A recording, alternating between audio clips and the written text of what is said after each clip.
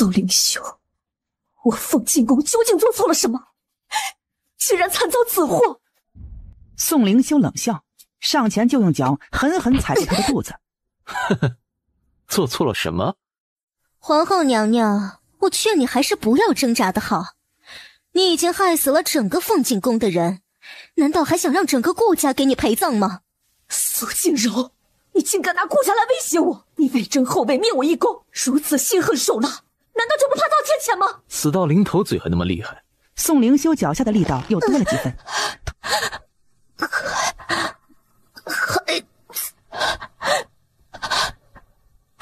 不要伤害他。孩子，对了，你不是一直希望这个孩子可以平安的生下来吗？干脆让朕来帮帮你吧。宋灵修从腰间摸出一把匕首，就朝顾青的肚子刺去。顾青是将门出生，猛地一侧便躲开了匕首。虎毒不食子，你现在竟然要杀死自己的孩子！宋灵修，你到底是不是人？他根本就不配当朕的孩子。你顾家功高盖主，朕当年羽翼未丰，只得任由他们扶持你当皇后。而如今你们竟然还想用这个孩子绑住朕，诓朕的江山。你们以为朕是傻子吗？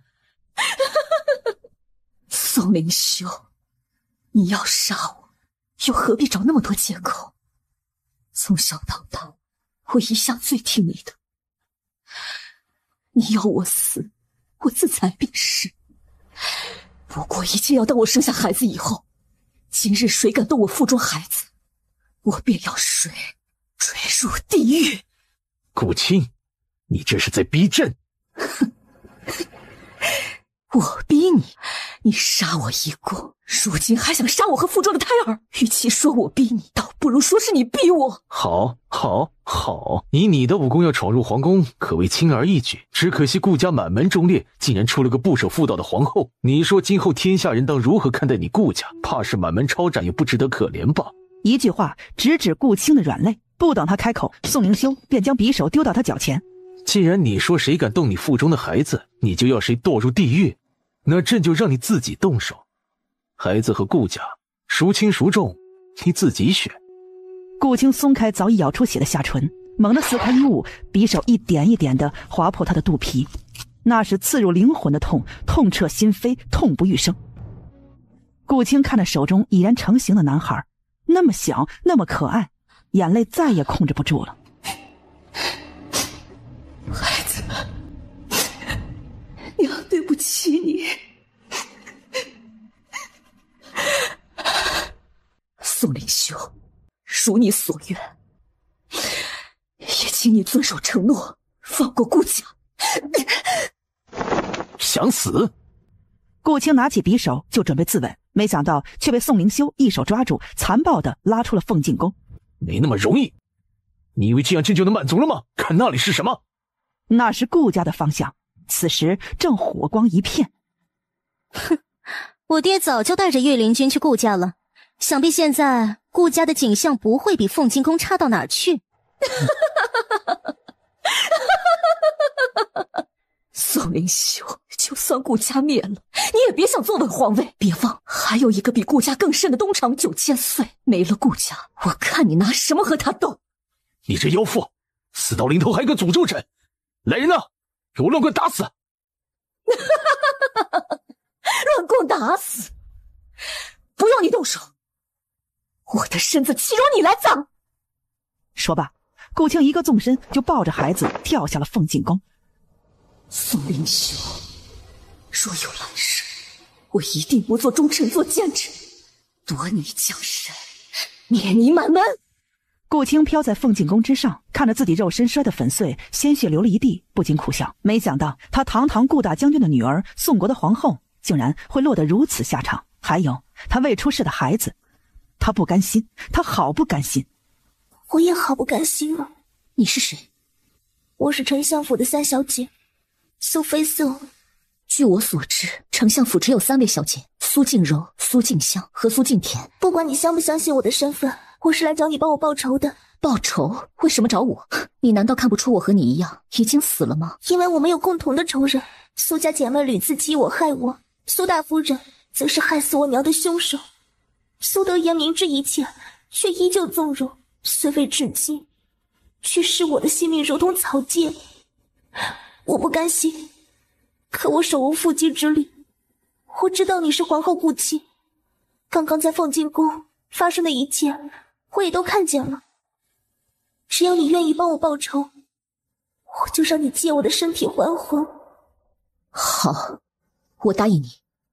我顾青发誓，终有一日要杀尽天下负我们的狗。女鬼听到这话，脸上终于露出了笑容。她突然变成一道光，窜进顾青的体内。顾青只觉得头痛欲裂，全身就像火烧一般的难受。顾青猛地睁开眼，眼前朦朦胧胧的一片，头上还疼得不行。哎，你们听说了吗？顾将军家被皇上灭门了。听说啊，是顾皇后设计要害我们家大小姐。唉，这顾青啊，真是不自量力，谁不知道他那皇后只是个摆设啊？皇上最爱的可是我们柔贵妃啊！三小姐，你醒了。听见顾青的叫声，门外嚼舌根的丫鬟终于走了进来。顾青还没醒彻底，只见一个模糊的人影朝他走来，本能的就伸出手扼住那人脖子。哎呀，三小姐，是我，阿朱啊！你刚刚不是说顾家军被皇上灭门了吗？三小姐，你脑子撞傻了吗？还不赶紧放手！既然你叫我一声三小姐，那就应该知道我是主，你是仆。一个小小的丫鬟竟敢对主人下手，不想活了吗？主仆，三小姐，你这傻的也太厉害了吧！一个不受宠的小姐也敢自称是主？这些年要不是我照顾你，你早死不知哪里去了。你这个贱人，你怎么不干脆死了算了？顾青哪里被丫鬟这么骂过，抬起手就想劈了阿朱，却发现这具身体并没有自己想象中那么厉害。唉，刚刚不是还挺能说的吗？什么主什么仆，自己都自身难保了，还问顾将军家是不是被皇上灭门了？我告诉你啊，是啊，不仅灭门了，还一个个都是惨死。你再不识相点，你就跟那些死有余辜的顾家人一样，听到啊？你说什么？再说一遍！你干什么？你还想反了不成啊？你刚刚说了什么？我让你再说一遍。说就说，我说你和那顾家一样，死有余辜啊！苏菲瑟眼中凶光大盛，扣住阿朱的手用力一扭，阿朱顿时惨叫了起来。苏菲瑟从装针线的盒子里拿出剪刀。身为丫鬟却以下犯上，不仅没好好履行丫鬟的职责，还对主人出言不逊，你说该当何罪？你想干什么？哼，你说呢？苏菲瑟熟练地摸上阿朱的下巴，两边颧骨用力一捏，阿朱顿时像块渴死的鱼般张大了嘴巴。苏菲瑟手中的剪刀一起一落，鲜红的血液瞬间从阿朱的口中喷涌而出。苏菲瑟不理会众人惊恐的目光，捡起阿朱被割掉的舌头就丢去喂狗。对主人出言不逊者，割舌。谁还想来试试？我们不敢，不敢。苏菲瑟割阿朱舌头喂狗的事情很快便传得人尽皆知了。三小姐，夫人请你过去一下。刘妈妈，我身体不太舒服，请你帮我回了夫人，等我身体好了再去拜见。哼，三小姐这是说笑呢。夫人有请，岂有小姐回绝的道理？三小姐一定得去。一定？如果我偏不一定呢？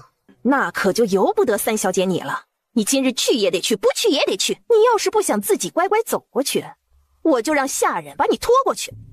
是吗？那就劳烦刘妈妈了。既然你这么不识趣，那就别怪我。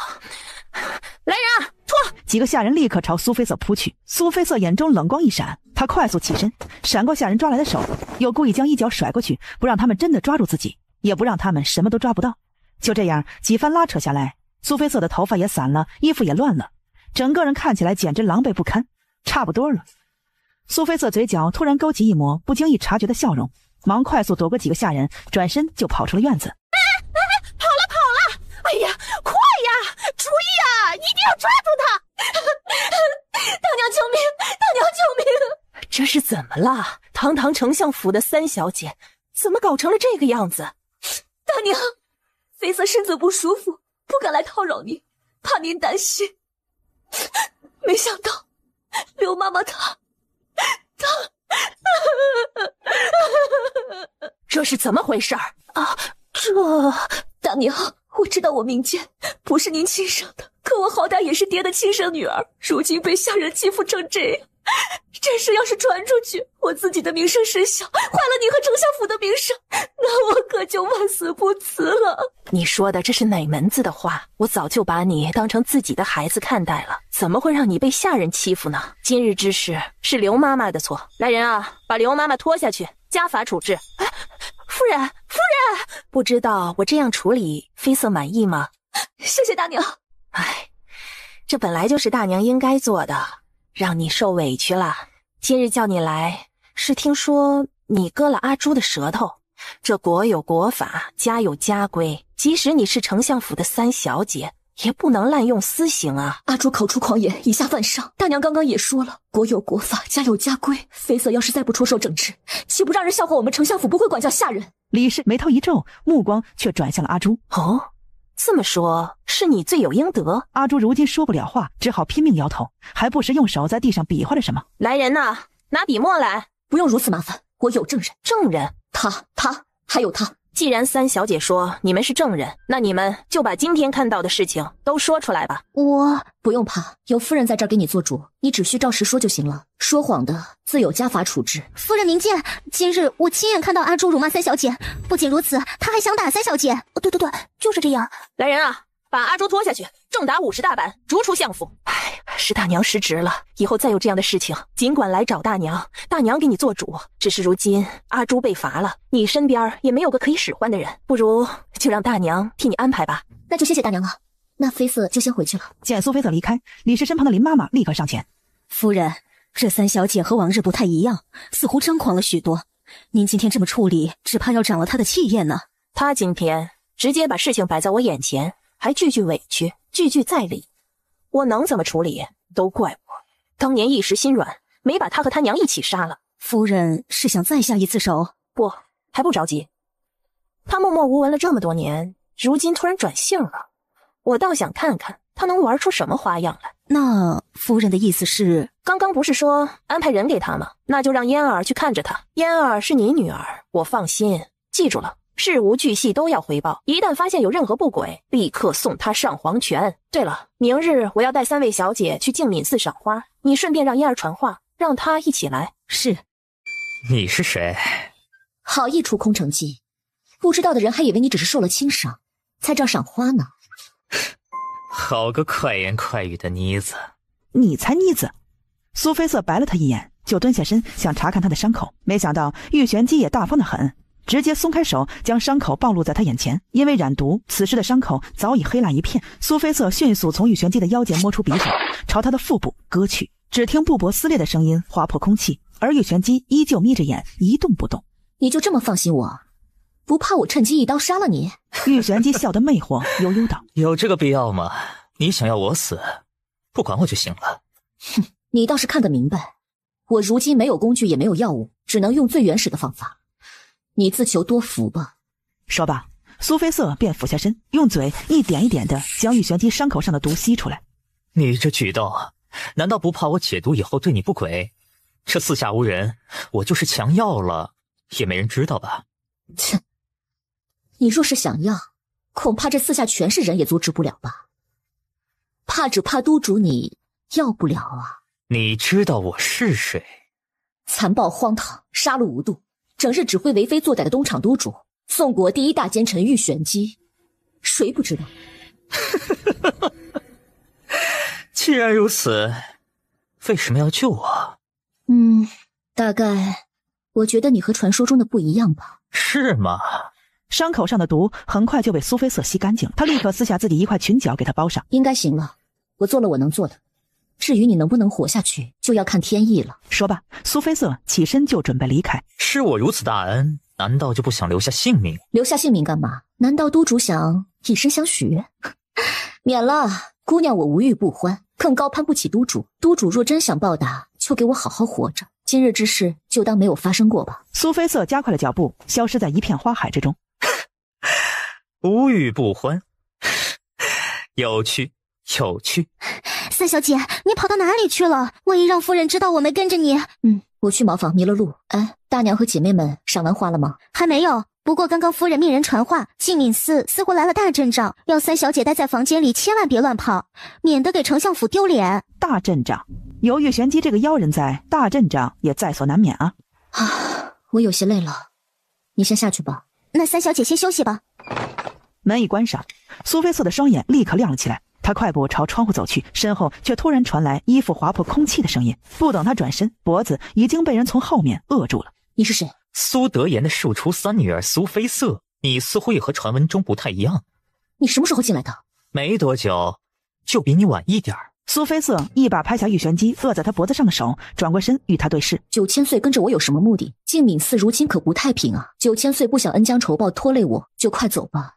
你害怕？9000岁真是说笑了，我一个小女子见到如此场面，怎么可能不害怕？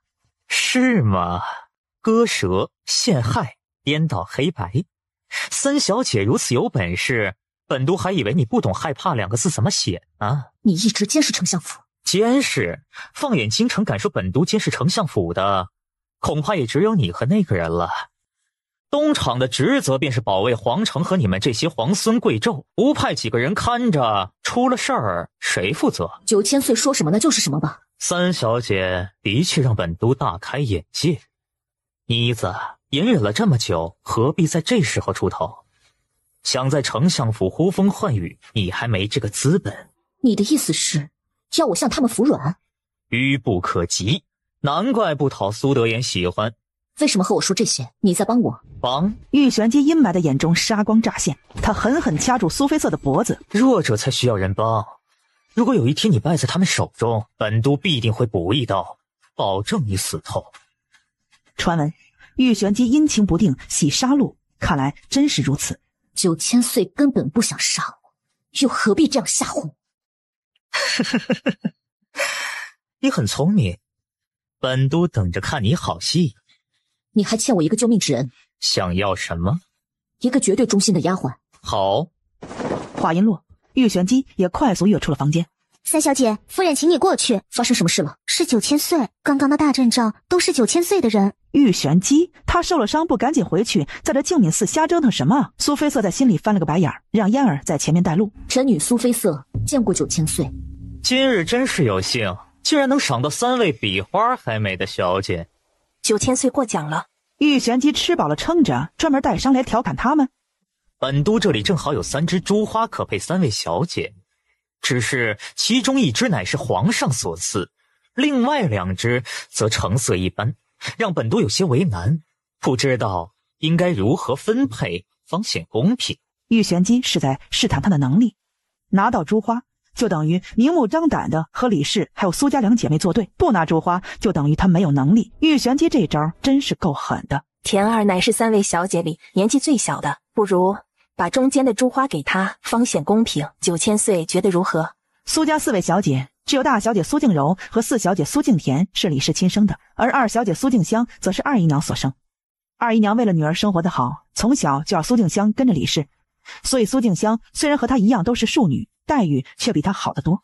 丞相夫人果然比本都聪慧，只是尊老爱幼，尊老还在前面，给了小的，大的怎么办？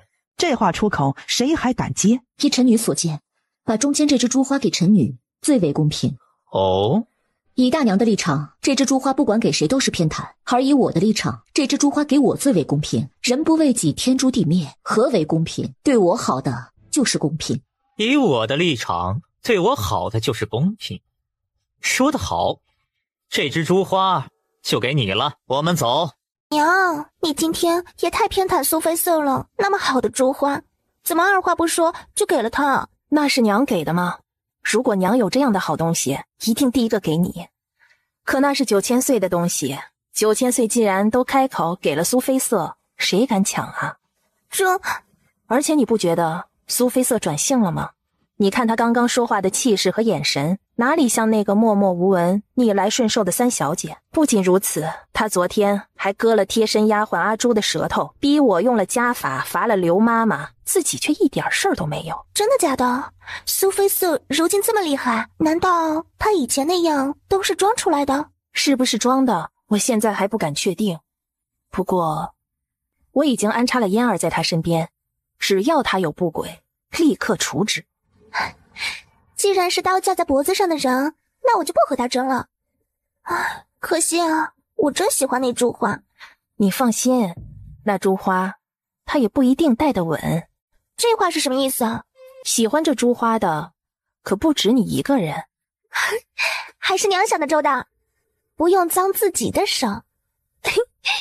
就让这2个庶女斗去吧，你只需干干净净的看着他们打破头就行了。唉，这种平庸的株花果然不能和皇上御赐的相比。本来还想说是我得了株花，就把株花送给二姐姐，没想到却被三姐姐给拿了。二姐姐明艳照人，若是带上那株花，还是妹妹最懂事。娘教出来的孩子就是和那种没人教养的不一样，也不知道她哪儿来的运气，竟然讨了9000岁欢心。9000岁也是一时兴起，估计转头就忘了。苏静香眼中厉色一闪，就兴冲冲地朝苏菲色院子奔去。可她才走到前厅门口，就遇上了正好赶来的苏菲色。原来是二姐姐，二姐姐这架势是要去哪儿啊？谁是你二姐姐？你这个庶出的小贱人，也配当我的妹妹？苏菲色嗤笑。你笑什么？我警告你，那只株花我要了，你最好乖乖拿出来，不然有你好看的。苏菲色心中鄙夷，却没有表现出来，而是绕过苏静香朝李氏走去。妃色见过大娘。是妃色呀。哎，9000岁赏你的那只株花呢？怎么没带？啊，那只株花乃皇上所赐，如此金贵之物，妃色不敢带，于是拿来送给四妹妹。四妹妹是贵妃娘娘的亲妹妹，待皇上所赐之物，正是合适。说的这是什么话？你和香儿也是贵妃娘娘的亲妹妹，咱们是一家人。既然是一家人，这株花更要送给四妹妹了，岂有姐姐夺妹妹所爱的道理？田儿，妃色把株花送给你是一番心意，你就把心意收下，株花转送给香儿吧。二姐姐配上这株花，简直连妹妹都给迷住了。四妹妹最好了。大娘，今天9000岁，分明是要辱我丞相府，我一时情急口出狂言，还请大娘惩罚。李氏心中惊讶，他本来想等苏德言回来用这件事情做文章，如今苏菲色自行请罪，他反而只能夸他做得好了。这事儿不能怪你，是9000岁挑衅在先，你放心吧，大娘看在眼里，不会怪你的。大娘这么说，妃色就放心了。那妃色就先行退下了。奴婢桑子见过三小姐。桑子，你是大娘安排来的人？奴婢是厨房张春花的女儿，夫人说明这缺人，便让奴婢过来了。你叫桑子，哪个桑，哪个子？桑树的桑，木心子。连厨房的女儿都识字，我丞相府真是藏龙卧虎啊！三小姐别声张，唯恐隔墙有耳，奴婢自会与你解释。奴婢刚刚卖弄了，还请三小姐赎罪。奴婢是9000岁派来的人，不好以9000岁的名义进府，只能换个身份。是他让你试探我的？9000岁吩咐，如果三小姐能识破奴婢的身份，那奴婢今后便是小姐的人了。如果三小姐不能识破奴婢的身份，便让奴婢想办法把三小姐除了。你这么坦白他的吩咐，就不怕他怪罪于你？9000岁说了，和聪明人讲话不必隐晦，更何况奴婢已经是您的人了，与9000岁再无关系。不管玉贤姬和你说了什么，我只问你一句，你是心甘情愿伺候我的吗？奴婢只是一个下人，主人怎么说，奴婢便怎么做，没有选择，更没有资格谈什么心甘情愿。倒也诚实，玉玄姬乃万人之上的9000岁，而我只是一个丞相府不受宠的三小姐，让你跟着我的确是委屈了。不过你可要想好啊，玉玄姬这般桀骜之人，送出去的人若是被退了，你觉得这个人的下场会是什么？我听说东厂里有不少折磨人的法子，每一样都能让人生不如死。三小姐放心，奴婢这条命是三小姐救的，今后必定忠心不二。那就先帮我办一件事。三小姐请吩咐。帮我把消息传出去，就说丞相府得了一只极品珠花，做工精细，连流苏都是七彩琉璃做的，若是戴上必然光彩夺目。特别是大理寺卿董静的女儿董晴婉，一定要让她知道。桑子的办事效率果然不错，一觉醒来，董静的拜帖已经送到丞相府了。三小姐，大理寺卿携董小姐来访，夫人让你过去一起热闹热闹。那就走吧。妃色见过爹，见过大娘。你怎么来的这么晚？妃色知错，还请爹责罚。入座吧。谢谢爹。苏伯伯，我听说丞相府得了一只上好的珠花，不知可否拿出来给秦婉瞧瞧呢？秦婉真是太客气了。夫人，既然秦婉喜欢，就让人把府库里的珠花都拿上来吧。是。没一会儿，下人将装珠花的盒子拿了上来。秦婉要是有喜欢的，尽管挑选，千万别客气。苏伯伯，你诓秦婉呢？这里根本没有秦婉想要的珠花。哼，秦婉真是说笑了，你苏伯伯那么疼爱你，怎么会诓你呢？我明明听说丞相府新得了一支珠花，做工精细，连流苏都是七彩琉璃做的，可如今却没瞧见，这不是诓我是什么呢？难道苏伯伯连一支珠花都舍不得给秦婉吗？那支珠花是我的，既然是二小姐的珠花，那能不能请二小姐将珠花转赠给我呢？你一个客人，怎么比我这主人还不客气？竟然伸手要东西，我不像个客人，难道你就像个主人吗？哼，没想到这就是丞相府的待客之道，我算是见识了。丞相府的待客之道自然不是如此，只是你有把自己当成是客人吗？这态度哪里是要东西，分明是抢吗？我抢？哼，你竟然敢说我抢？苏伯伯，刚刚明明是你让我随便挑的，如今怎么成是我抢了？难道小姐无礼，连堂堂丞相大人也说话像放屁吗？这支珠花是四妹妹送给我的，别人所赠之物怎么能再转赠给人？既然是四小姐所赐，那不如请四小姐把这支珠花收回，赠与我如何呢？这恐怕不太好吧？赠人之物岂有收回的道理啊？苏定田硬着头皮对上，咬了咬牙，干脆拔下自己头上的珠花。这是我最喜欢的一支珠花，说是董小姐喜欢，就送给董小姐吧。哼，这种破烂玩意儿也好意思拿出来送人？丞相府未免也太穷了吧！你这个有娘生没娘养的野丫头，竟敢说我丞相府穷！董晴婉愣了愣，顿时大哭着就扑进了董静的怀中。香儿，你太放肆了，还不赶紧给秦婉道歉！香儿年纪尚小，童言无忌，还请董大人不要见怪。谁让你们道歉？我只要那只珠花。那只珠花既然是婷儿孝敬姐姐的一番心意，实在不方便再转送给秦婉。秦婉若在外面再有看到喜欢的珠花，尽管记在丞相府的账上，就当是丞相府给你的赔礼。爹，婉儿乖，你喜欢什么样的，爹马上让人去帮你做一模一样的。苏丞相，皇上交代了我要提审大理寺里的犯人，我就先走了。怎么说走就走了？这宴还没吃完呢。是吗？可我怎么觉得婉儿已经吃饱了？要堂堂丞相去讨好一个官员的女儿，苏德言的脸黑了黑。他要是照着董静的话做了，就是当着妻女和那么多下人的面屈服；可他要是不照做，这事儿闹到皇上那里去更惨。董小姐，我这里有一支比七彩琉璃还美的珠花，不知道你有没有兴趣看看？你是谁？我是丞相府的三小姐，苏菲瑟。苏菲瑟？哼，丞相府什么时候有这样的小姐了？这不重要，重要的是董小姐有没有兴趣看看我手中的珠花？拿出来看看吧。董小姐可知道这支珠花的来历？这支珠花乃9000岁一时兴起所送，董小姐还想戴吗？不如看看我手中这支。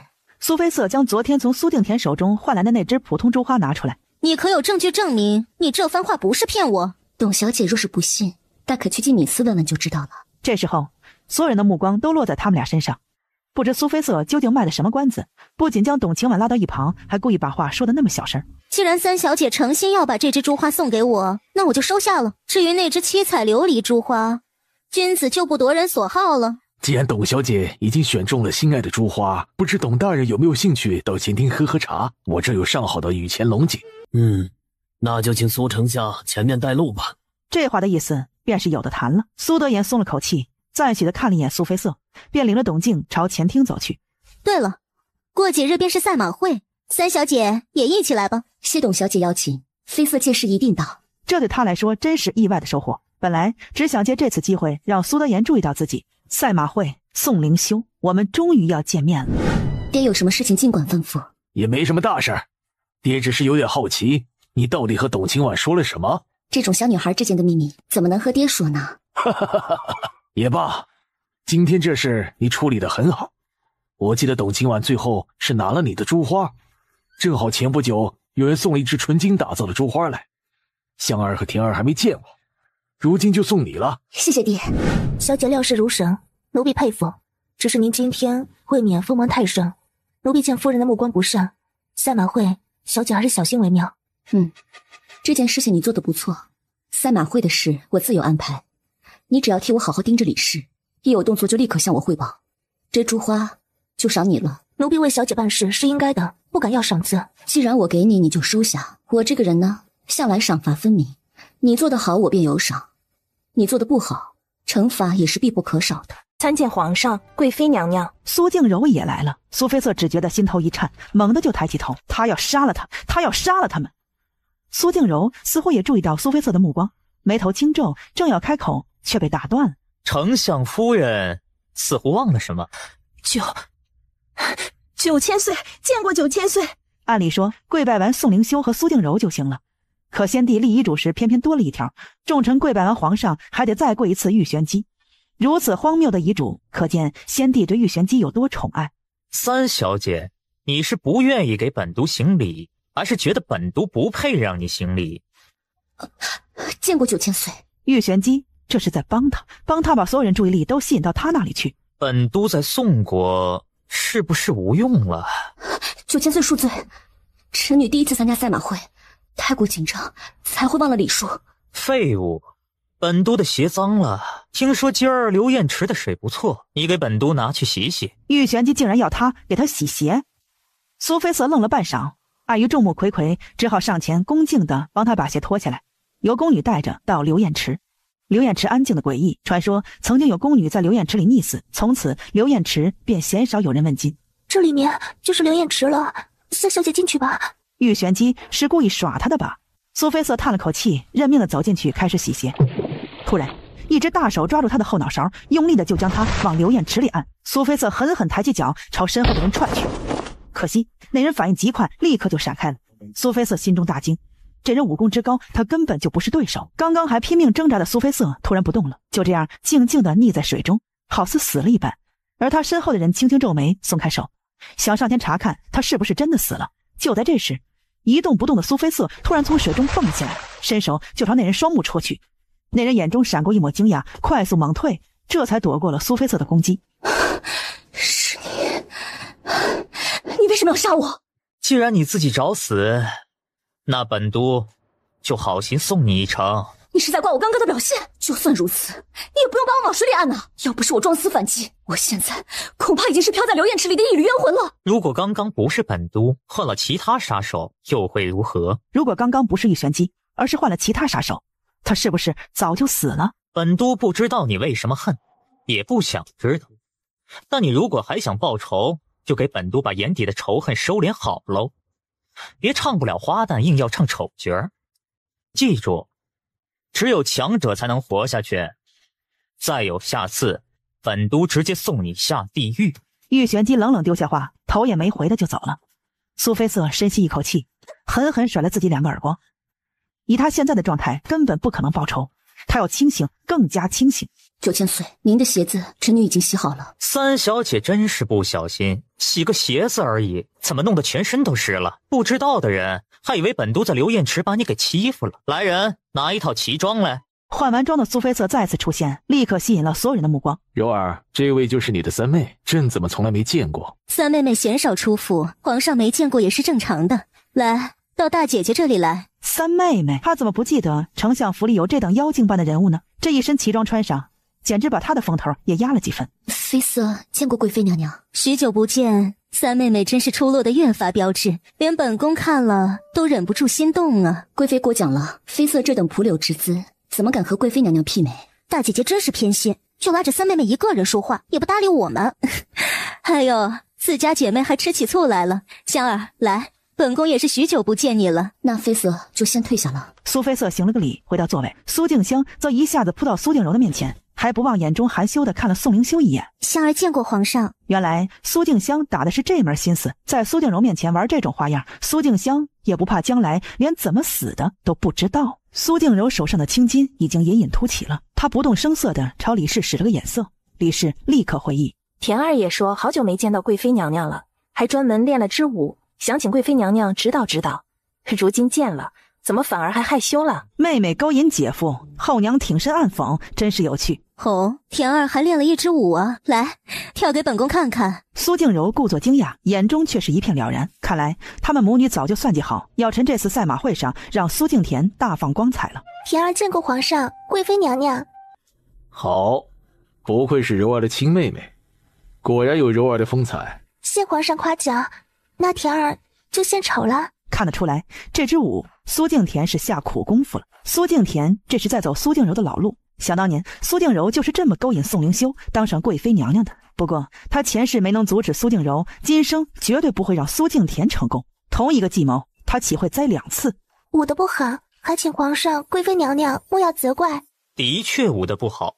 来人啊，四小姐舞姿粗鄙，有无圣目，拖下去，重则20大板。什么舞姿粗鄙？苏敬田这舞可媲美宫廷舞姬，怎么到玉玄机这儿反而成粗鄙了？他疑惑地朝玉玄机看去，却发现他的红唇轻勾，目光不是看着苏敬田，而是看着他。难道他这么做是在为他报仇？刚刚还差点弄死他，现在又不惜用如此狂妄的方式帮他，他真是越来越看不懂玉玄机了。9000岁，圣妹的舞姿粗鄙，是本宫教导无方，本宫今后必定严加管教。只是这20大板，不如就看在本宫的面子上，算了吧。你的面子？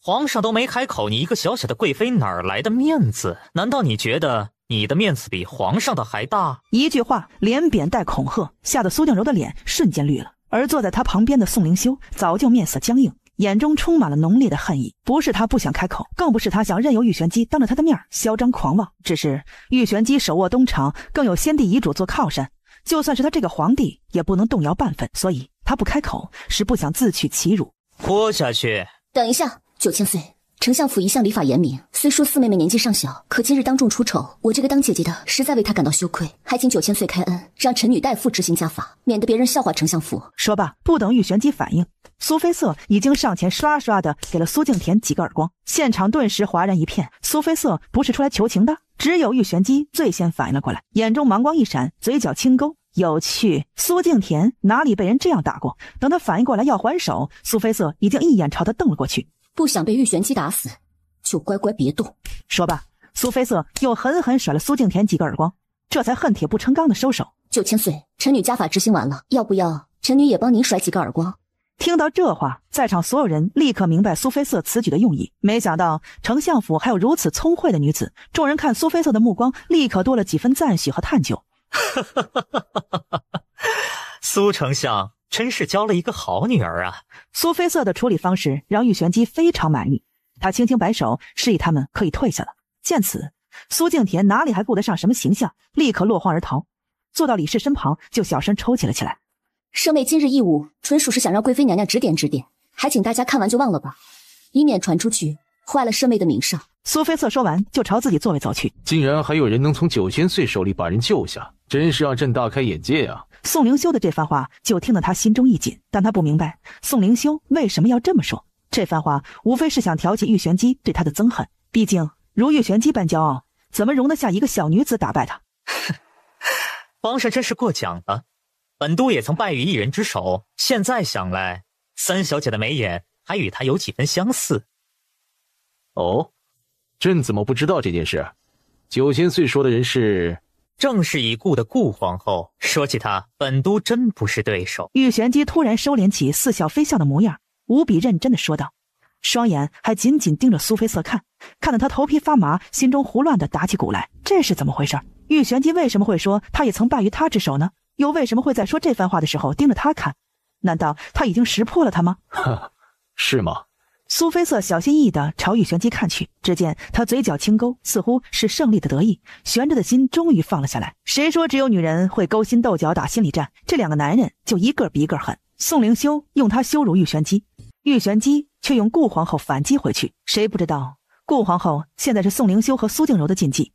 玉玄机这么肆无忌惮地提起，还自谦不是顾皇后的对手，简直赤裸裸地打宋灵修的脸。赛马会在大家各怀心思中开始了。三妹妹这一身奇装真是少有的飒爽，只是不知道三妹妹会不会骑马呢？苏菲瑟冷笑，这么快就来了，连赛马会结束都等不了了。三妹妹这般瘦小，怕是连马背都爬不上去吧？回贵妃娘娘的话，会一点。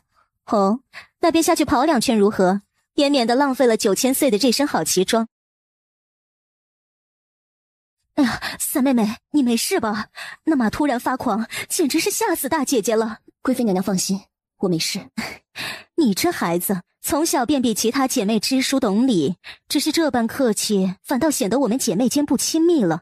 以后别喊贵妃娘娘，就和香儿、田儿一起喊大姐姐吧。是，大姐姐。皇上，臣妾与家人也许久未见了，如今三妹妹又受到了惊吓，臣妾想请他们在宫中小住一晚，不知皇上可否应允呢？这本来就是很小的事情，宋灵修立刻就答应了。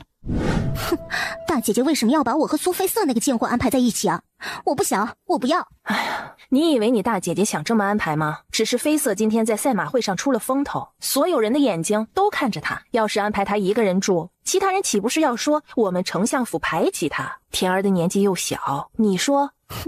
排挤她就排挤她，堂堂贵妃娘娘排挤一个庶女，难道还要和别人解释不成吗？哼，真是人头猪脑，难怪怎么死的都不知道。你大姐姐如今正处于关键时刻，为了皇后之位，我们必须步步小心，否则要是让其他人当上了皇后，我们今后的日子都不好过。那我今晚就暂且和苏菲瑟住吧。唉，真是委屈你了。本来今天我和你大姐姐都安排好了，想让你和田儿在赛马会上大放光彩，到时候就算不能入宫，也能寻个王爷或者门当户对的公子，后半生就荣华富贵不愁了。没有想到啊，被妃瑟抢了先。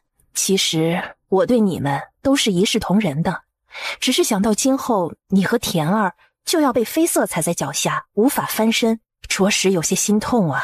不行，他不能忍，苏菲瑟一定要消失，他不能让苏菲瑟踩在脚下。看到苏静香眼中浓烈的恨意，苏菲瑟突然明白了苏静柔把他们安排在一个店的用意，他是要以这个做导火线，然后李氏点火，让苏静柔这个炸弹来炸他。好计谋，自己都不用动手，几句话就能让讨厌的人去死，还有个妥帖的替死鬼。对了，菲瑟上次和我说他的院子里有老鼠，让我给他拿点老鼠药，我总忘了，今天难得记起，你帮我给他拿过去吧。三妹妹，你去哪里了？怎么才回来呢？苏静香瞄了一眼桌上放了老鼠药的点心，为了哄苏菲瑟吃下，她只好硬扯出一个笑容来。怎么回事？这丫鬟也太不尽职了，你出门她竟然不跟着，万一出事可怎么办呢？二姐姐这话是什么意思啊？这里可是皇宫，难道你觉得在皇宫里还会出事？是皇上的管理不好，还是皇家的护卫不好？你别以为你今天在赛马会上出了风头就可以嚣张，出了赛马会，你依旧是那个下贱的庶女，永远也别想出头。哼，二姐姐难道就不是庶女吗？苏菲瑟，你这个贱人，贱人！苏静香再也把持不住了，伸手就要去抓苏菲瑟的头发，桑子想上前阻止，却被苏菲瑟用眼神拦住了。二人扭打成了一团。苏菲瑟天天锻炼，就算不用武功也是占尽了上风，可他却刻意让苏静香在他脸上不轻不重地抓上几刀，这才用力扼住苏静香的双手，狠狠地说道：这里可是皇宫，二姐姐不想丢人的话，就尽管继续。哼，算你运气好，今日要是在丞相府，我定要你哭着求饶。啊，是吗？既然二姐姐觉得够了，那便请吧。见此，苏静香不禁皱眉，这反应不对啊，按理说苏菲瑟就算不哭不闹也不该如此淡定啊。怎么，二姐姐还不走？那我可去请大娘和大姐姐来了。谁说我不走？多看你一眼我都觉得难受。可这里是皇宫，走他能走到哪里去呢？算了，今晚就在咸柔宫的花园里将就一夜吧。小姐，以您的身手，明明不会受伤的，看着小脸花的，今后怎么见人呢？哎，不过是些看似恐怖的皮外伤，几天就会好的连一点伤疤都看不到了。哎，你去把刘妈妈找来，就说我有事情求她。啊？一会儿你就知道了。三小姐，你请我过来究竟有什么事情啊？哎呀，你这个丫鬟也真是，竟然跪在地上说我不来她就磕死在那里，简直是晦气。刘妈妈，您来了，快坐快坐。坐就不用了，有事快说吧。我还想让刘妈妈尝尝这些点心，刘妈妈若是不做，可怎么吃啊？刘妈妈扫了一眼桌上的点心，立刻咽了咽口水。哎呦，三小姐也太客气了，这种金贵的东西哪里是我老婆子能吃的？哎，刘妈妈是大娘的左膀右臂，您都不能吃，我就更不敢吃了。妃瑟知道我以前不懂事，对您多有得罪，但过去的事情就让它过去吧。妃瑟今后还多的是事情要仰仗您，还请您别嫌麻烦。苏菲瑟干脆上前拉着刘妈妈坐下，又将点心放进她的手里。苏菲瑟都做到这种地步了，她还有不吃的道理吗？三小姐，你这脸是怎么回事啊？赛马会的时候不还好好的吗？是二姐姐抓的，谁让我娘死得早，在丞相府里无依无靠，哎呀，三小姐，你这说的是什么话呀？夫人待你和二小姐是一样的，你们两个刘妈妈似乎还想说些什么，却全身突然抽搐，口吐白沫，没抽几下已经整个人摔在地上，两眼翻白了。桑子，快去喊人过来，越多越好。就说西侧店里出了事啊，但是别说是谁出事了，模糊点才能勾起大家的好奇心。刘妈妈，刘妈妈，你怎么了？你说话呀！来人啊，快来人啊！桑子简直佩服苏菲瑟的演技，转身立刻出去。大娘，二姐姐，四妹妹，你们快来看看，刘妈妈这是怎么了？我就请她吃了点二姐姐带来的点心，怎么就吃成这样了？李氏大概明白发生了什么事儿了，还是先想办法把事情压下来的好，绝对不能让皇上和玉玄机知道，免得前者会影响苏静柔在后宫的地位，后者则会借机兴风作浪。李氏想定了主意，正要开口，门外却突然走进来两个人，这不正是宋灵修和玉玄机吗？他们俩怎么会来呢？不仅是李氏，连苏菲瑟都愣了愣，他没想到宋灵修和玉玄机会来。按理说，就算宫中消息传得快，他们也不可能那么快，除非在还没有知道这个消息以前，他们就已经往这里来了。苏菲瑟抬起头，对上玉玄机似笑非笑的眸子，顿时明了，是他把宋灵修找来的。看来连咸柔宫都躲不过他的眼线。这是怎么回事？哎呀，刘妈妈这是怎么了？来人呐，快请太医过来！这里脏乱，皇上还是到贵妃娘娘的正殿里先坐着，免得污了您的眼。脏乱？贵妃娘娘的寝宫里竟然还有脏乱的地方，嘴唇发紫，口吐白沫，这是中毒的症状。看来皇上还是赶紧走吧，贵妃娘娘这里岂止是脏乱，简直是有小鬼作乱啊！否则好好的人怎么就中毒了？9000岁说笑了，刘妈妈是伺候了丞相府几十年的老仆了，这不是中毒，是顽疾，每年都会发病几次的。皇上，原来这就是你要立的皇后，连丞相府伺候了几十年的老仆都能管理成这副模样，将来如何管理后宫？宋灵修的脸色顿时不太好看，他责怪似的扫了一眼苏静柔，吓得苏静柔的心不禁颤了颤。太医来了。太医行了个礼，赶紧给刘妈妈把脉，而他几乎是一搭上刘妈妈的脉就开口道：这是几十年的顽疾了，微臣都没有把握能救得活。苏菲瑟眯了眯眼，难怪苏静柔一来就立刻让人去请太医，原来这个太医早就被他给收买了。既然是顽疾，那就顽疾。太医，你可看清楚了？这9000岁认为呢？本都认为，到底你是太医还是本都是太医？本都看三小姐一直坐在病人身旁，想必是知道怎么回事，不如就请三小姐说一说。苏菲瑟明白玉玄机的意思，折损一个刘妈妈还不够，这件事情要拉更多的人下水才有趣，真是个心狠手辣的男人。不过突然之间，他怎么觉得玉玄机那么可爱呢？都是臣女不好，臣女前些日子害刘妈妈被大娘打了几板子，心中一直过不去。今日见二姐姐拿来的点心精美，便让桑子去请刘妈妈过来品尝。没想到刘妈妈吃着吃着就……哎呀，就顽疾复发了。是吗？来人，拿银针过来。话音才落，银针已经摆在眼前了。玉玄机捏起一根银针就朝点心扎去，片刻之后，只见银针一端已然变成了黑色。皇上饶命，9000岁饶命！是贵妃娘娘让微臣这么说的，是贵妃娘娘啊！你胡说，我从来都没有指使过你。皇上，刘妈妈也算是臣妾的半个奶娘，臣妾怎么可能会下毒害她呢？本以为刘妈妈的身份是绝对吃不到这些点心的，要不是我，刘妈妈是替我而死的，下毒的人是想杀我的。皇上，9000岁，你们一定要替妃子做主啊！三妹妹真是说笑了，咸柔宫里怎么会有人想下毒害你呢？大姐姐，如今事实摆在眼前，您还这么说，难道真像太医所说，是你？住口！臣妇一时情急，还请皇上。本都听闻三小姐因为庶出在丞相府一向不受宠，难得今日在赛马会上出了彩，没想到立刻招来杀身之祸，真是可怜啊！良久，宋灵修终于从牙缝中挤出话来：贵妃，你如何解释？啊，皇上明察呀，这事与臣妾无关呢。对了，臣妾想起来了，臣妾前几日罚了刚刚去请太医的工人，一定是那个工人怀恨在心，想借此报复臣妾呀。贵妃娘娘，不好了，刚刚那个工人自尽了。这演技，难怪是苏静柔的人，一定是畏罪自杀。皇上，请您明鉴呀！既然如今真相大白，还请皇上杀了这个庸医，以免再无人命。苏静柔的心口又是一疼，折了一个刘妈妈，又赔了一个心腹，如今连她花大价钱收买的太医都保不住了。拖下去。朕一直觉得丞相夫人乃当朝臣妇的典范，如今一见，也并非如此。皇上，他的贤名没了。好自为之吧。梦里，千军万马踏着黄沙呼啸而过，山喊声震耳欲动。他一身银色铠甲在阳光中闪耀，手持3尺长剑，威风凛凛地立在3军最前，为天下为他而战的。他是谁？为什么眼前的那个人突然模糊了？唯有一身妖娆的紫袍。那人款款回身，3000墨发在狂风中肆意，他狭长的凤眼轻挑，瑰丽阴霾，似笑非笑。玉玄机，是你？怎么会是你？苏菲瑟猛地从睡梦中醒来，睁开眼，却对上那双梦里的眸子。你怎么会在这里？怎么今晚睡得不好？好，怎么会睡得不好呢？是吗？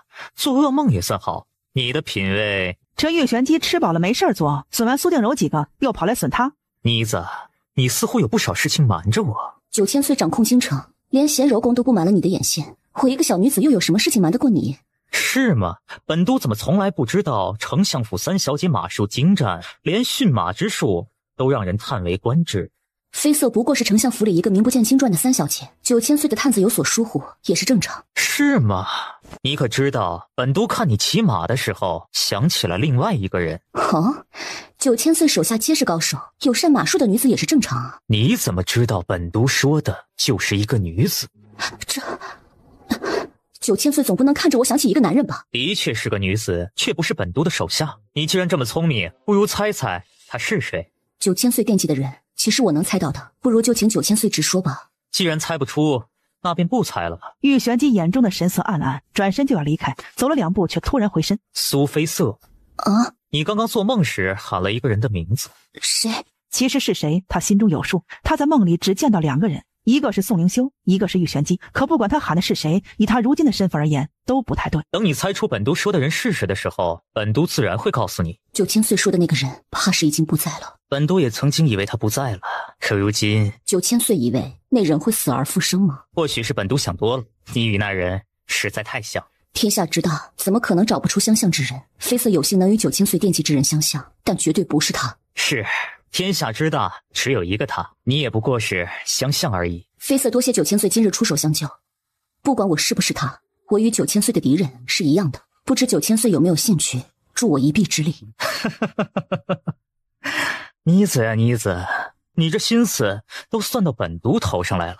不是算计，是合作。不要以为你与他有几分相像，就可以和本都如此说话。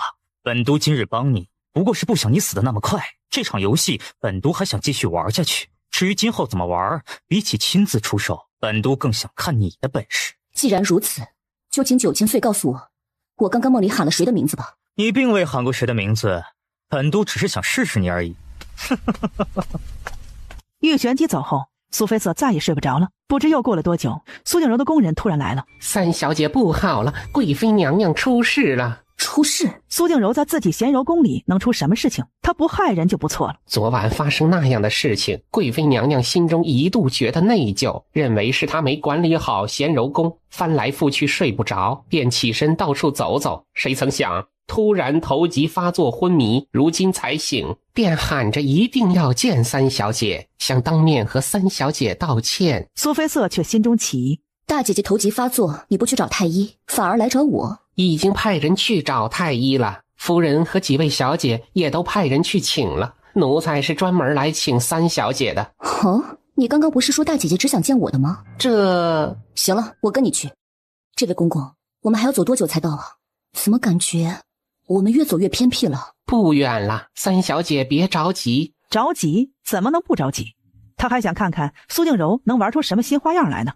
就是这里了，快进去吧。不等苏菲瑟反应，只听门砰的一声关上了。他伸出手拍了几下，如他所料，已经被人从外面锁起来了。但他还是做做样子喊了2声，免得工人起疑。听到他的呼喊，工人这才高兴地回去领赏了。听见门外的脚步声渐远，苏菲瑟勾唇一笑。他侧耳听了一会儿，也没有发现房间里有其他的人。就在这时，苏菲瑟的目光突然扫到角落里一只香炉，他却不曾在房间里闻到过香味儿。香炉里点着的不是熏香，又会是什么呢？难道是毒烟？苏菲瑟赶紧掏出手帕，就将鼻子捂住，这才找个位置较为隐秘的窗户，拔下头钗，用尖的那头插入窗户上的锁孔，捣鼓了一会儿，锁就被打开了。如今他还不知道苏静柔具体的计划是什么，又不能真的把毒烟吸进去，只能将窗户打开一条不易察觉的细缝。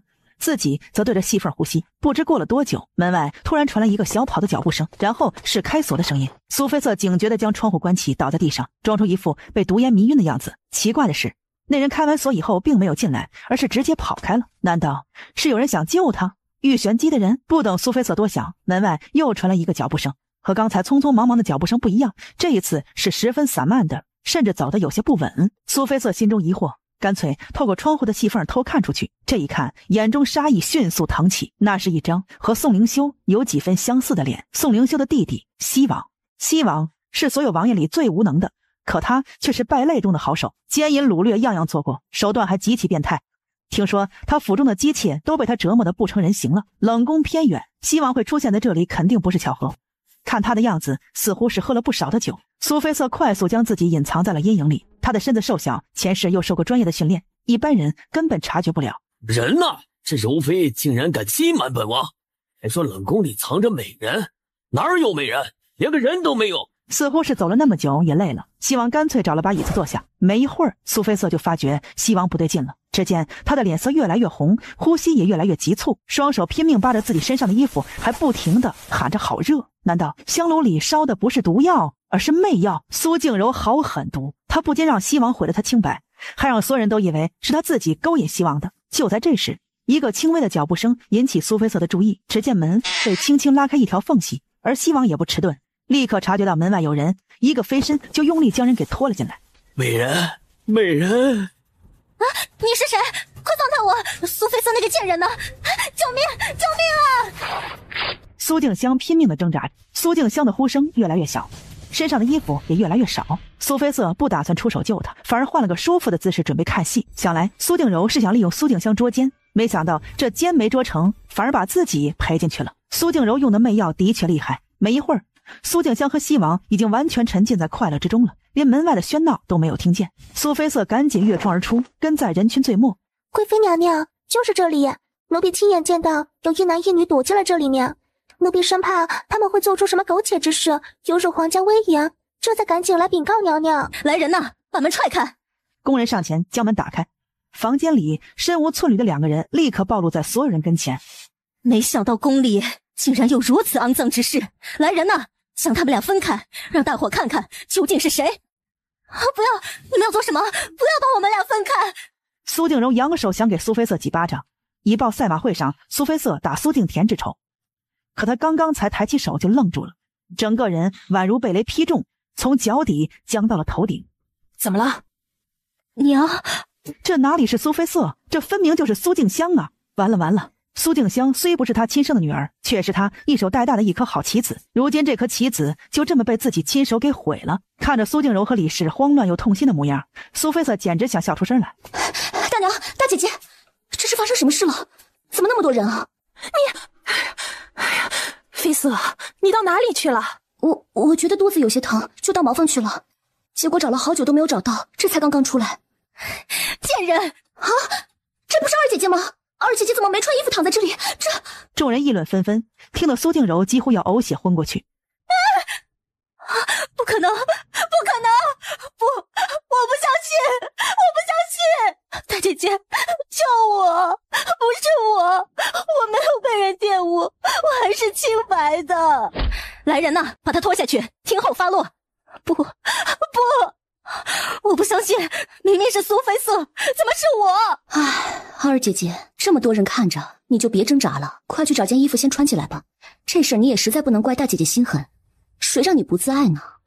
是你害我的，大姐姐，是他给我下的药，是他陷害我的，请太医，快请太医啊！听到请太医，苏静柔的脸顿时黑了，她咬牙切齿地瞪了一眼苏静香。本来这事儿还有一点回转的余地，如今被她这么一请，真是要坐实了。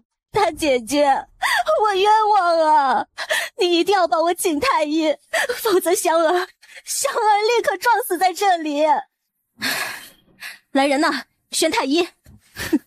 苏菲瑟，你等着吧，太医一来你就死定了。太医很快就来了，见没有玉玄机在，这才安下心给苏静香把脉，还特意把得无比认真，免得又被当成庸医抓去砍了。太医，你快告诉他们，我是中了媚药，对不对？回贵妃娘娘的话，令妹并没有中媚药。不，这不可能！我明明是被人拖进去的。苏静香几乎就要疯了，她猛地朝苏菲瑟扑去，大有一种就是死也要拖苏菲瑟一起的架势。昨晚苏静香抓花她的脸，她还没有找她算账呢，如今竟然自己送上门来，那就别怪她不客气了。二姐姐，不要！看似自保的招式，其实招招都狠厉地抓在苏静香的脸上。没一会儿，苏静香已经满脸鲜血了。我的脸，我的脸！苏静香疼得哀嚎，却没有人同情她。来人呐，拖下去！这媚药是他用来陷害苏菲瑟的，要的就是让人查不出有媚药的成分，让苏菲瑟坐实不知廉耻之名。本来将苏静香拖下去，事后再宣布是被人下了媚药，苏静香还有一救。没想到苏静香那么蠢，竟然自己找死要请太医。小姐，我听说苏静香被送回来了。苏静香本来就不算是公主女眷，与人苟且也无需问罪，所以很快就会被送回来的。难道您就眼睁睁地看她回来吗？反正他那点破事早就传遍京城了，就算回来，今后恐怕也只能夹着尾巴做人。可是怕就怕他莽撞，一回来就找着小姐要打要杀。我还怕他不成？你看我这脸上的伤是不是全好了？至于苏静香脸上的，再想回到最初的光洁，恐怕已是痴人说梦了。既然小姐脸上的伤都好了，那苏静柔送的那瓶雪肤膏还留不留啊？对了，差点忘了还有那瓶雪肤膏。桑子，快把雪肤膏拿来我瞧瞧。桑子从怀中掏出雪肤膏，奴婢总觉得这雪肤膏有问题，所以一直随身带着，免得被人拿去陷害小姐。苏菲瑟眼中快速闪过一丝赞许。桑子，你可曾听说过雪肤膏这种东西？奴婢没听过，小姐，奴婢还在9000岁那儿伺候时，曾经听东厂的人说过，东厂里有一种刑罚，专门对付女人，就是在女人脸上划出许多口子，再涂上一种叫做血盐毁的东西。这种东西不仅不会让伤口愈合，还会让肌肤沿着伤口不断的溃烂下去，直至整张脸都毁了。您说这雪肤膏该不会就是血盐毁吧？是不是？恐怕只有见过的人才知道了。你去把燕儿找来，她的舌根也该嚼完了。加了银子的糕点果然好吃。哎，你们都坐下来一起吃吧，否则这么多糕点我也吃不完啊。这燕儿还想推脱一下，却见桑子已经利索的坐下开始吃了，便也赶紧坐下，生怕被人给抢了。对了，我听说今天二姐姐回来，不如也带点糕点去给她。三小姐，我劝你还是不要去的好。啊？为什么？你是一番好意，可二小姐未必会领你的情。听说今天才进门就哭着喊着要老爷杀了你。三小姐，你是没有看到二小姐那张脸，血肉模糊的，连老爷都被她吓了一跳呢。苏菲瑟皱了皱眉，按理说这么多天了，就算再深的伤也该结痂了，怎么会血肉模糊呢？除非苏静柔也给了苏静香一瓶雪肤膏，苏静香还用了。三小姐，你放心，老爷并没有理会二小姐的话。其实二小姐怎么样，老爷才不关心。她又不是嫡出，也不像大小姐和四小姐这般。似乎是意识到自己说错了话，嫣儿赶紧收口，讪笑着起身。突然想起厨房那边还有些事情要帮忙，三小姐，奴婢就先过去了。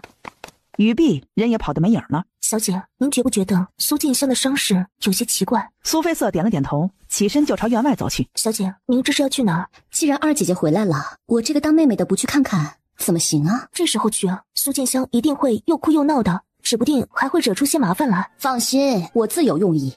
见过三小姐。二姨娘别客气，我是来看望二姐姐的。三小姐来的不巧，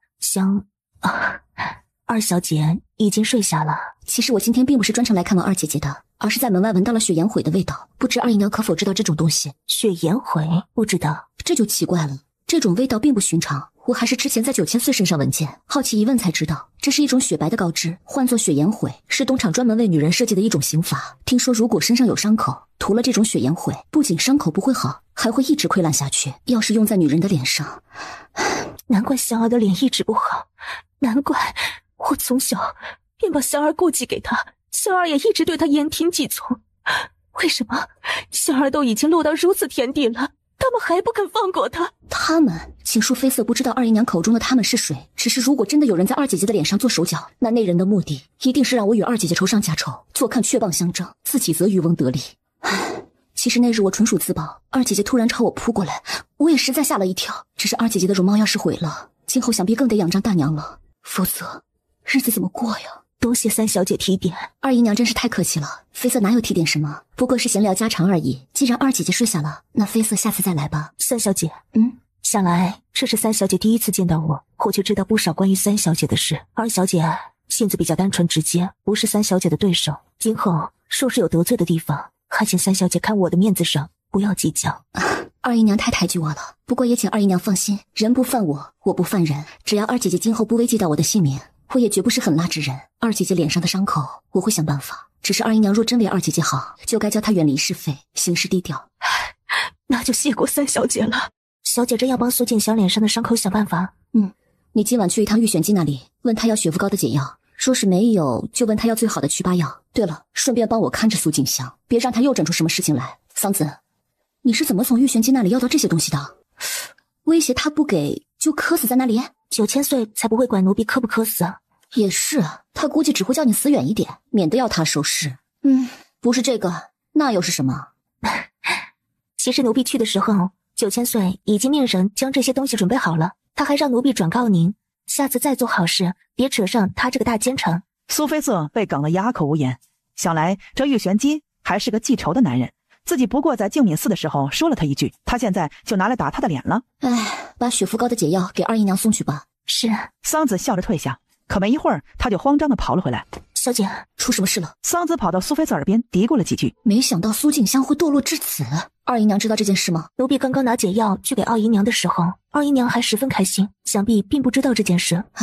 要是让二姨娘知道，估计得伤心死。小姐打算怎么办？你可有打听出苏静香这么做的目的？这种事奴婢哪敢乱打听，万一将事情捅出去，奴婢一知道这件事就立刻赶回来告诉您了。这倒是，想知道他这么做是什么目的，恐怕也只有亲自去问他本人才知道了。桑子明白苏菲瑟的意思，赶紧前面带路，离偏院还有一些距离，他便停了下来，压低声音。奴婢以为小姐私下帮助二姨娘的事情一定不想让人知道，所以刚刚送药时便选了这条偏僻的小路。这条路平时鲜少有人，而奴婢就是在那里看见苏静香。苏菲瑟推开门的时候，苏静香正和一个男人身无寸缕地纠缠在一起。你，苏菲瑟，怎么是你？你又想来害我了是不是？是不是？姑娘饶命，是他勾引我的。他说他是丞相府的二小姐，只要我肯帮他还上孩子，他就给我好多的银子。不许求他！你给我起来！你这个没用的废物！不许你来求他！你才是废物！你这个丑女人！要不是看你能给我银子，谁要和你在一起？你，我要杀了你！你们若是想死，就尽管把动静搞得再大一些。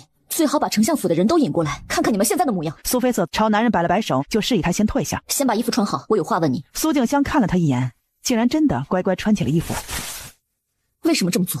我原以为你应该还有一些二小姐应该有的清高，没想到你真是太让我失望了。二小姐该有的清高？苏菲瑟，你如今得意了，风光了，自然可以如此轻松地说出这番话。可是我呢？我努力了这么多年，得到了什么？如今我什么都没有了，唯一的指望就是能凭着怀孕嫁入西王府，即便是当妾，也好过在丞相府里名不正言不顺的苟活着。你这么做的目的是想怀孕，嫁入西王府？苏菲瑟，我知道我曾经多次得罪过你，可如今我已经遭到了报应，你就放过我这一次吧。我保证从今以后一定在西王府里安分度日，绝不再找你麻烦。你可知道西王是怎样的人？西王府又是怎样一个地方？西王的为人谁人不知，可西王府就算是地狱我也得去。比起那里，我在丞相府整日被人唾弃，又能好到哪里去呢？你可想定主意了？想定了。那好，我可以帮你。我不仅可以让你如愿以偿的嫁入西王府，还可以让你成为西王正妃。只要你帮我做一件事情。什么事情？我要你帮我设计大娘，用这个偏院还有刚刚那个男人，多少银子不是问题，我出得起。帮你？你可以相信吗？你觉得你还有选择的余地吗？帮我，最惨不过被人发现，赶到偏远，过着和我一样的生活。可你现在和我以前又有什么分别？你想我怎么做？以其人之道还治其人之身，大娘和大姐姐是怎么把你害成这样的，你就怎么还回去。不过不许用媚药，我要大娘心甘情愿的上钩。至于后面的事情，你就不用操心了，我自然会安排妥当。看着苏菲瑟运筹帷幄的模样，苏静香只觉得心中一颤，她似乎从来都没有看清过眼前的这个人。不要害怕，我答应过二姨娘不会害你，做完这件事，你就可以安安心心当你西王正妃了。只是你要记住，这条路是你自己选的，日后可别怨我。谢谢三妹妹。这也是她第一次如此真心的认苏菲瑟这个妹妹。小姐，苏静香没对你怎么样吧？你觉得她能对我怎么样？那就好。只是小姐打算如何处理这件事啊？先瞒着，相信近期她也不会再做这种傻事了。桑子，我找玉璇姐有些事情，你留在院子里，如果有人过来，就说我已经睡下了。是。看来本都这府里的人都能杀了，连一个小小的女子都拦不住，要我来何用？9000岁心意不是这府上的人没用，而是如果我不拿出点真本事来，9000岁又怎么会帮我？你以为这样本都就会帮你吗？9000岁是不是应该把衣服拉好一点？三小姐不是无欲不欢吗？怎么对本都这个太监有兴趣了？我9000岁说笑了，妃色怎么敢觊觎您的美色？连本都的府邸都敢闯，你苏妃色还有什么不敢做的？妃色今日过来是想找9000岁帮忙。本都说过不会帮你。都主难道就不想看场好戏？这场好戏牵扯西王，我位分卑微，没有都主相助不行。你也有承认不行的时候。我又不是男人。苏妃色这是拐着弯子说他不行，有趣有趣。过来。苏妃色并没有多想，就起身走了几步，到本都面前来。这苏妃色狐疑地看了他一眼。怎么现在知道害怕了？谁说我害怕了？那就过来。横竖是躲不过了。苏妃色恨得一咬牙就朝玉玄机走去，可就在他走到他跟前的时候，玉玄机突然伸手将他拉进自己怀里。苏妃色只觉得一股奇异的香气扑面而来，惑人心智。苏妃色心中大慌，赶紧挣扎着就要逃离玉玄机的掌控，可他的反应正好勾起玉玄机的兴趣，他轻笑一声，反将他整个人搂坐在他的腿上。苏妃色挣扎得更加厉害，玉玄机的手却好似铁壁，根本撼动不了半分。玉玄机饶有兴致地看着苏妃色在自己怀中好似小兽一般慌乱的挣扎，干脆伸出手将他的下巴挑起，两片花瓣似的薄唇轻轻吻下。玉玄机的唇上冰凉传来，惊得苏妃色忍不住打了一个寒战。不对，玉玄机明明是个太监，根本不可能对他做出什么事情来，而他这么做的目的只有一个，就是戏弄他。所以他越挣扎，玉玄机就越开心。反之，如果他不挣扎了，这场游戏也就结束了。想罢，苏妃色干脆轻勾起唇，迎上玉玄机，狠狠地咬下去。苏妃色，你好大的胆子！9000岁息怒，妃色这么做绝对是在为着您着想，免得到时候想要了却，却没有那个功能，岂不是憋得难受？玉玄机看着眼前的女子，哪里还有一丝一毫的惊慌，简直淡定的好似是他被吃豆腐了，心中不禁有些不悦。他速度极快的将苏妃色压在身下，一手探进她的衣服，他的手指宛若冰柱，抓的地方更是想让苏妃色骂娘。他差点没忍住，一脚把玉玄机给踹下去，可他不行，这一脚下去，他估计也得下地狱去。9000岁这是在做什么？看得到吃不到，也要摸一把。玉玄机险些失笑，这妮子胆子够大，嘴巴够毒，合他心意。虽然本都是个太监，却有的是方法让你舒服，要不要试试？9000岁自重，妃色卖艺不卖身，您又想看戏又想吃肉，似乎想要的也太多了。好一句想看戏又想吃肉，本都就是这么贪心，你能奈我何？唉，既然9000岁对这出戏没兴趣，那妃色也无话可说，9000岁自便。妮子，你究竟想要什么？在丞相府出头，亦或者送灵修？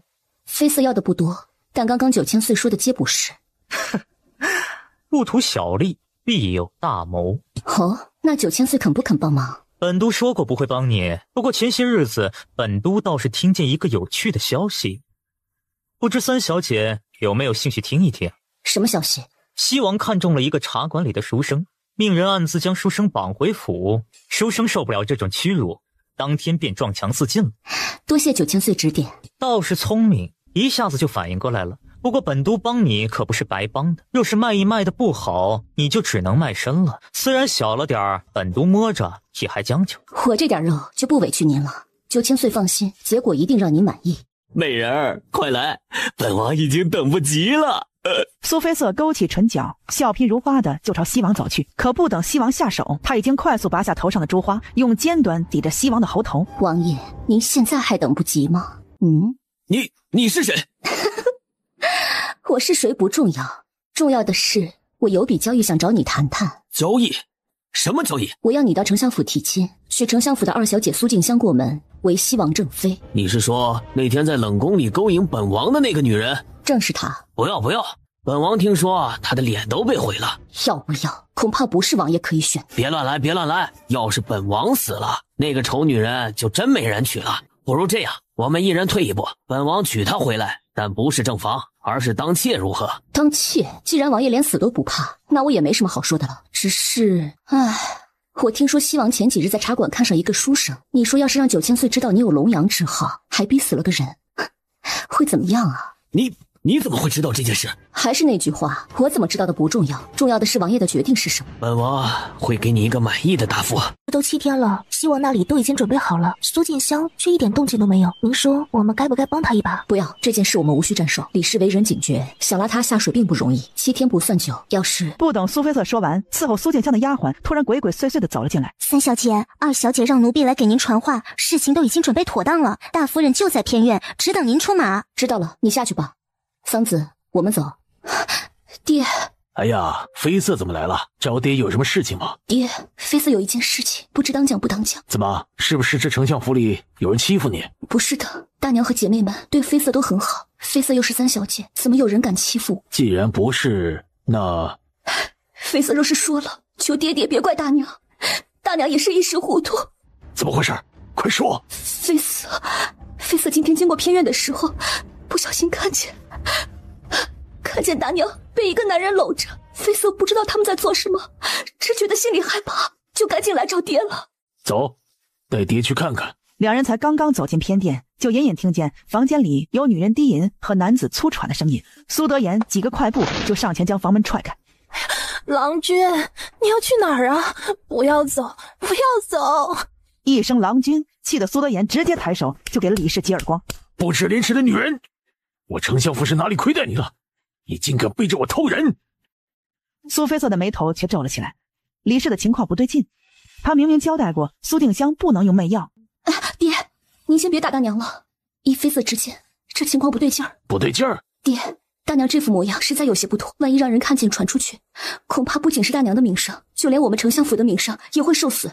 还是先让妃瑟帮大娘穿好衣服，等大娘清醒一点，您再处理吧。听见苏菲瑟的话，苏德言的眼中快速闪过了一丝迷茫。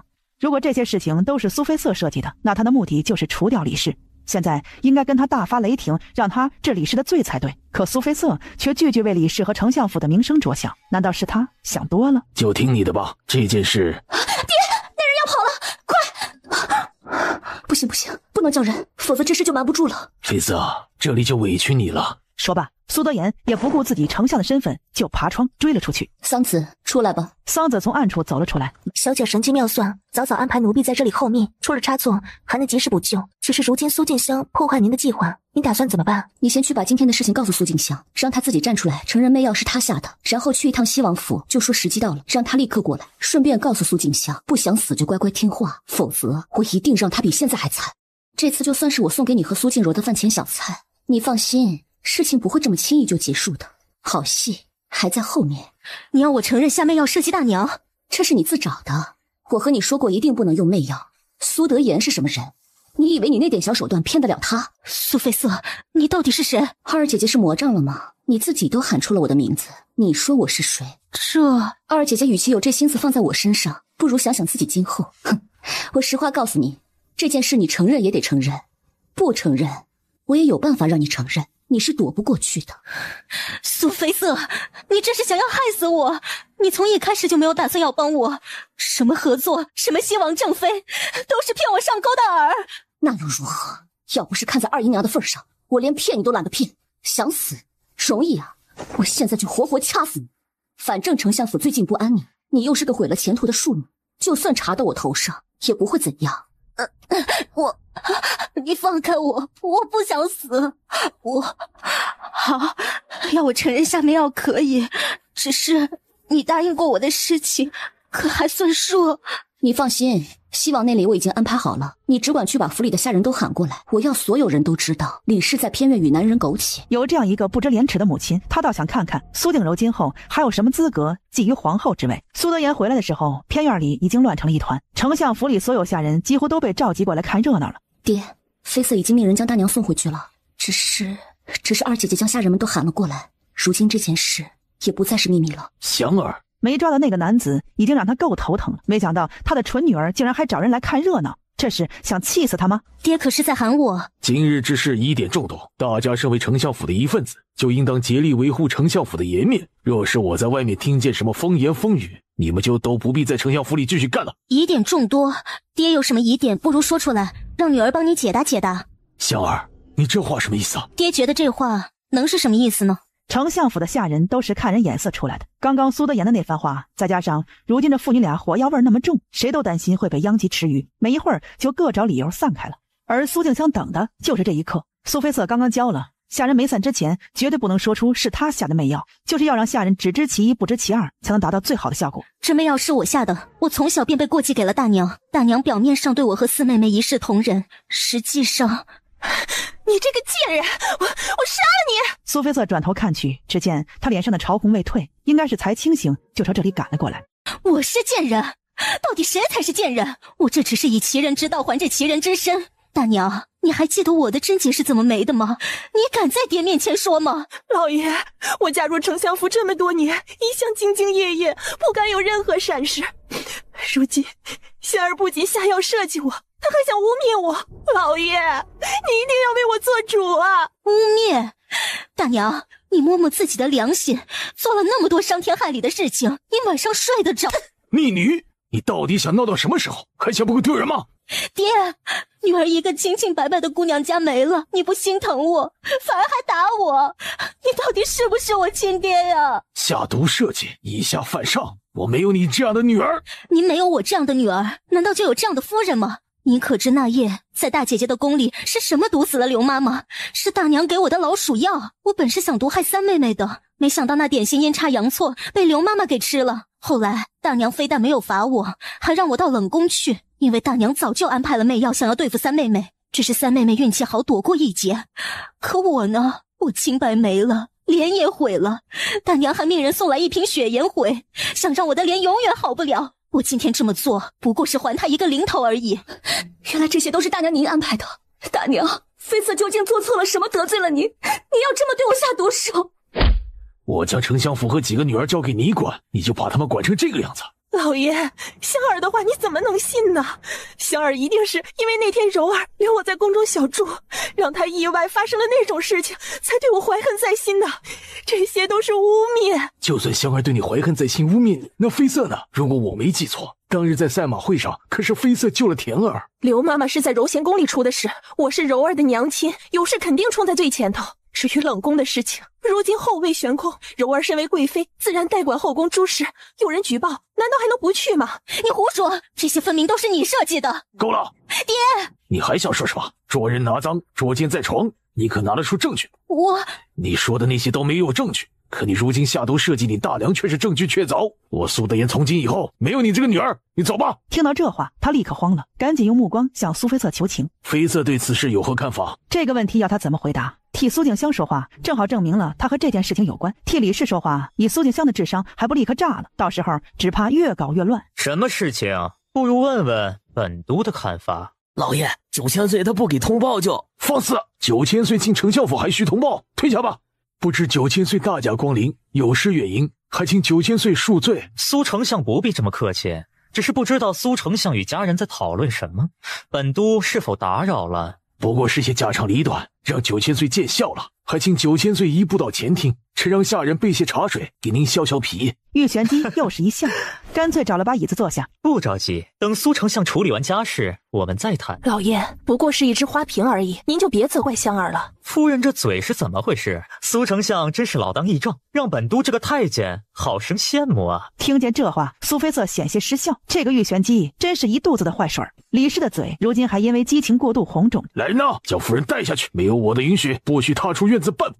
老爷，老爷！大娘，您还是面壁思过吧，这可是皇上御赐的花瓶，也难怪爹会生气。再把二小姐也拖下去关起来，没有我的允许，同样不许出房门半步。爹，三妹妹。苏丞相这是想把西王妃关到哪里去？西王妃，她这是西王送来的聘礼，苏丞相可要清点清点。清点倒是不必，只是什么？难道苏丞相看不上这门亲事？不，既然苏丞相没有意见，那二小姐本督可就带走了。带走？现在不用拜堂吗？拜堂？二小姐和西王在冷宫的事情，恐怕早就传遍大街小巷。苏丞相若想借此再出名一次，本都立刻让人去请八抬大轿，敲锣打鼓。一句话，梗得苏德言的脸色又青又白，却是哑口无言。那就有劳9000岁了。这是怎么回事？富贵险中求，你还想不想当西王妃？想当就跟玉璇姬过去，否则你这辈子都没机会了。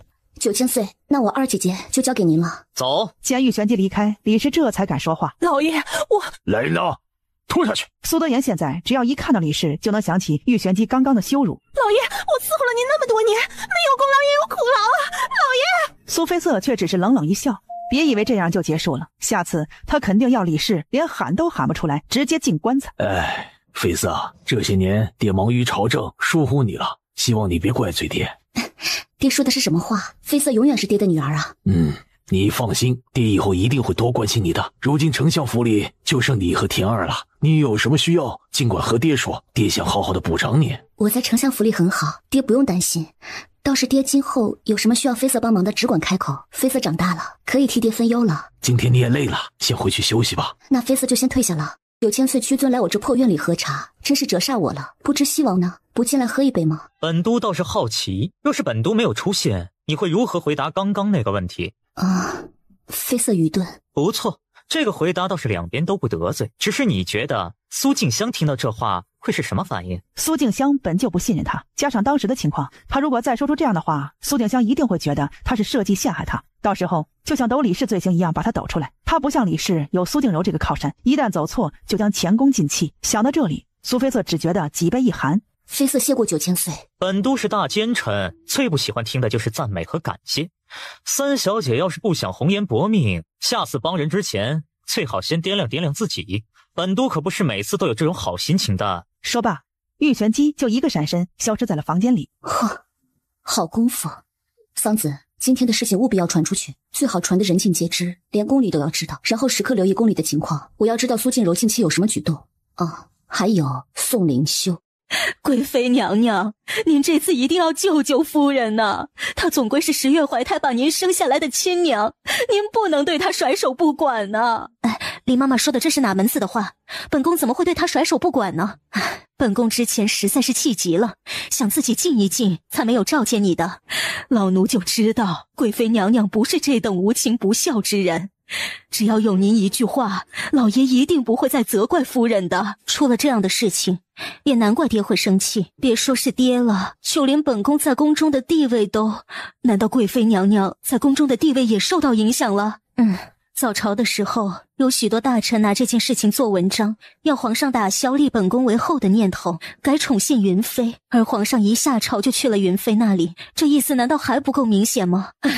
没有想到夫人与贵妃娘娘聪明一世，到头来却栽在了苏静香这个小贱人的手里。苏静香，这是与她有什么关系？林妈妈如实说道。当时在场的还有什么人？除下人以外，还有苏菲瑟。听说是苏菲瑟撞见夫人在偏院，才将老爷带过去的。虽然没有证据，但夫人一直怀疑苏静香不过是个傀儡，真正的幕后主使是苏菲瑟。本宫早觉得这幺蛾子不能留，不管这件事情与他有没有关系，他都得死。还请贵妃娘娘吩咐。你先回去带我传话给爹，就说凡事要以大局为重，这事毕竟只是传言，谁都拿不出确凿的证据。他若是把娘关着，反倒自己坐实了这件事，所以他不仅不能把娘关起来，还要待她如初，待她更好。小姐，苏静柔那里有动静了。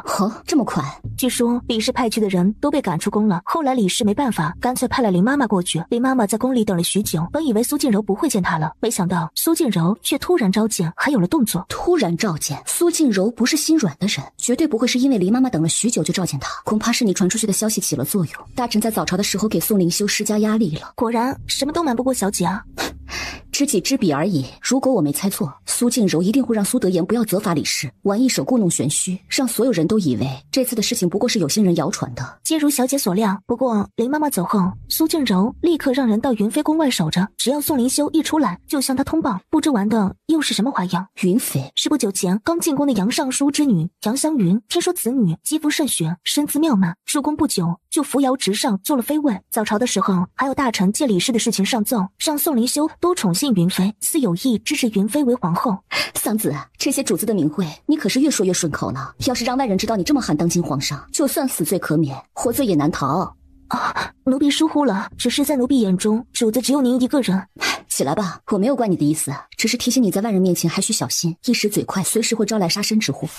如今苏静柔那边已然有了动作，小姐打算如何应对啊？顾家被灭门以后，前朝还有玉玄机可以压制丞相府，后庭却无人再能与苏静柔对抗。宋灵修恐怕也是意识到了这样不行，才会刻意挑拨世家和身份都差不多的云飞。不过云飞如今已经威胁到了苏静柔的后卫，苏静柔肯定不会坐以待毙。上次赛马会他就有意安排苏静田入宫，这次恐怕也8九不离十。可宫中近日并无盛宴，苏静柔要怎么让宋灵修看到苏静田啊？明日早朝必有异动，一番争论是在所难免的了。您的意思是，既然宫中近日并无盛宴，那就想办法让宋灵修到丞相府来。如果我是苏静柔，一定会借用此时让拥护自己的大臣和拥护云飞的大臣在朝上狠狠地辩论一番。等真相扑朔迷离的时候，自己再站出来请宋灵修到丞相府看一出苏德言和李氏恩爱的好戏。有谁的话比宋灵修的更有权威？这一举不仅能打破谣言，还能让宋灵修看到苏静田，可谓一举两得呀。如苏菲瑟所料，林妈妈回到丞相府后没多久，李氏就被放了出来。不仅如此，苏德言还恢复了他执掌丞相府的大权。在外人看来，丞相府一切如故，可只有苏菲瑟将苏德言眼中的冷漠看得清楚。他和李氏再也回不去了。小姐，皇上和贵妃娘娘来了，现在就在花园里，夫人请你过去，你速度快点，可别耽误了。苏菲瑟抬头一看，不禁心中冷笑。燕儿这副模样显然是精心打扮过的，想来勾引宋灵修，也不知道自己有几条命可以让苏静柔和李氏害。本女见过皇上，贵妃娘娘。起来吧。谢皇上。苏菲瑟抬起头，却发现他的双眼正紧紧盯着自己看，似乎在探索着什么。他只觉得心中一惊，难道宋灵修是专门穿这件衣服来试探他的？那日三小姐在赛马会上的表现，可是给朕留下了深刻的印象。让皇上见笑了。皇上，这道菜是臣妇亲手做的，您快尝尝，合不合您的胃口？李氏这一搅局反而顺了苏菲瑟的意，他赶紧找个偏僻的角落坐下。丞相夫人的手艺自是一绝的。娘，怎么只看到三妹妹，没看到四妹妹啊？田儿近日正在闭关，说是练了首新曲子，想弹给老爷听。田儿又练了新曲子吗？皇上啊，田儿是微臣最小的女儿，您别看她年纪小，却是琴棋书画样样精通，而且对父母也是十分的孝顺，时常练些曲儿啊舞的来哄微臣开心。有这样的女儿，微臣着实有福气啊。苏菲瑟眼中却是芒光一闪，原来如此。他快速和桑子交换一个眼神，桑子立刻悄无声息地闪进了花丛里。就在这时，一个黄莺般的声音突然传来：花园里好生热闹，可是府上有客人来了。好一个先抑后扬，先不让苏景田登场，等勾起宋灵修的兴趣，再让他意外出现，效果简直翻倍。田儿来得正好，快过来，见过皇上和你大姐姐。皇上和大姐姐来了。田儿见过皇上、贵妃娘娘。田儿刚刚不知皇上和贵妃娘娘在此，无礼的地方还请皇上和贵妃娘娘赎罪。丞相的家教果然严谨啊！起来吧，都是自家人，不必如此拘礼。那日在赛马会上没有看清，今日再见，果真是我见犹怜的一个美人呐。皇上过奖了。刚刚听丞相说，你年纪虽小，却琴棋书画样样精通，今日还练了一首新曲子，不如就现在弹，让朕也沾沾丞相的光。苏静田脸上满是忍不住的欣喜，让丫鬟拿来琴，这才在宋灵修面前坐下。田儿的琴艺不佳，这又是新练的曲子，弹得不好，还请皇上不要怪罪。朕对你有信心。悠悠的琴声在房中袅绕，众人都一脸陶醉的听着，只有苏菲瑟似乎在期待着什么好戏。优美的琴声戛然而止，苏菲瑟冷冷一笑，她早就让桑子在苏静田的琴上动了手脚。怎么回事？琴弦断，把我的手也弄伤了。小女愚拙，还请皇上恕罪。无妨，琴弦断乃是意外，四小姐的琴艺非凡，让朕听完以后心旷神怡。来人呐，赏赐四小姐一张宝溪古琴，希望来日还有机会听四小姐完整的奏上一曲。不但没有生气，还反而赏东西。没错，这就是宋灵修惯用的手段。宝溪古琴被人拿了上来，却没有直接交到苏静田的手里，而是放在了原来放琴的位置。不知道为什么，苏菲瑟突然有种不太好的预感。不知三小姐会不会弹琴？会一些。那就请三小姐用这把宝溪古琴将刚刚未弹完的曲子弹完如何？菲瑟，既然皇上都开口了，那你就替你四妹妹把剩下的弹完吧。宋灵修是故意的，他根本不是真心要赏赐宝溪古琴给苏静田，而是想借此听他弹一曲。只是他这么做的目的究竟是什么呢？想罢，苏菲瑟的手指已经在琴弦上飞舞了起来，乐音悠扬，可明明是同一首曲子，他弹出来的感觉却和苏静田完全不一样。苏静田弹出来的蝶恋花满是小女子的相思爱恋，而苏菲瑟弹出来的却是杀气腾腾，好似有千军万马在琴弦上奔腾。见此，宋灵修的双眼不由得微险一眯，杀气是他。而苏菲瑟更是心中大惊。都说听一个人弹琴便能知道那人心境，难道宋灵修下次学本就是为了听他的心境？不行，再这样下去他一定会被宋灵修看穿的。可面对宋灵修，除了恨，他还能衍生出怎样的感情来？难道是爱吗？不，从他死的那一刻，他对宋灵修的爱早就死了。苏菲瑟越想，手下琴声就越乱。这下不仅宋灵修听出来了，就连苏德言也听出来了。他疑惑地朝苏菲瑟看去，静下来，静下来，想什么能让他静下来呢？玉玄机的脸突然浮现在他的脑海中，想着，苏菲瑟的嘴角竟然轻勾了起来，手下琴声也平静了许多，如细水长流，如小鸟雀跃，完全是一副小女人的心态。宋灵修眼中杀意褪去，而苏菲瑟一曲也弹完了。弹得不好，还请皇上恕罪。三小姐太谦虚了，你这琴声与众不同，别有一番风味儿。若是个男子，朕一定册封你为大将军。宋灵修虽然不敢从苏菲瑟的琴声中确认些什么，却依旧不肯放弃试探。菲瑟听说皇上还是皇子的时候，曾带兵打仗，屡战屡胜。刚刚弹琴的时候不禁想起，影响琴声，还请皇上不要以此取笑菲瑟。一番话说得再情再理，他这么说还可以让宋灵修和苏德言以为他刚刚是故意的，为的是现在向宋灵修倾诉仰慕之情。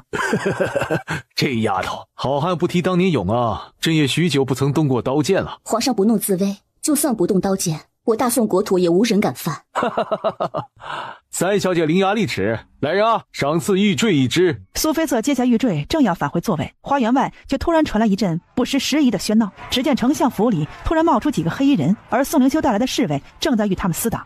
就在这时，一个黑衣刺客突然举着长剑就朝宋灵修刺来。苏菲瑟大惊，虽然他想让宋灵修死，但绝对不是这个时候死。想到这里，苏菲瑟立刻朝宋灵修的方向扑去，刺客的长剑正好刺中他的肩膀。动作比他慢一步的苏静柔看到这一幕，双眼立刻迸发出凶狠的光芒。如今他救驾不成，要拿什么来挽回地位？来人呐，护驾，护驾！站在不远处的苏静柔却是狠狠咬牙，不行，不能让苏菲瑟一直压在宋灵修身上，万一一会儿昏倒在宋灵修怀里就难办了。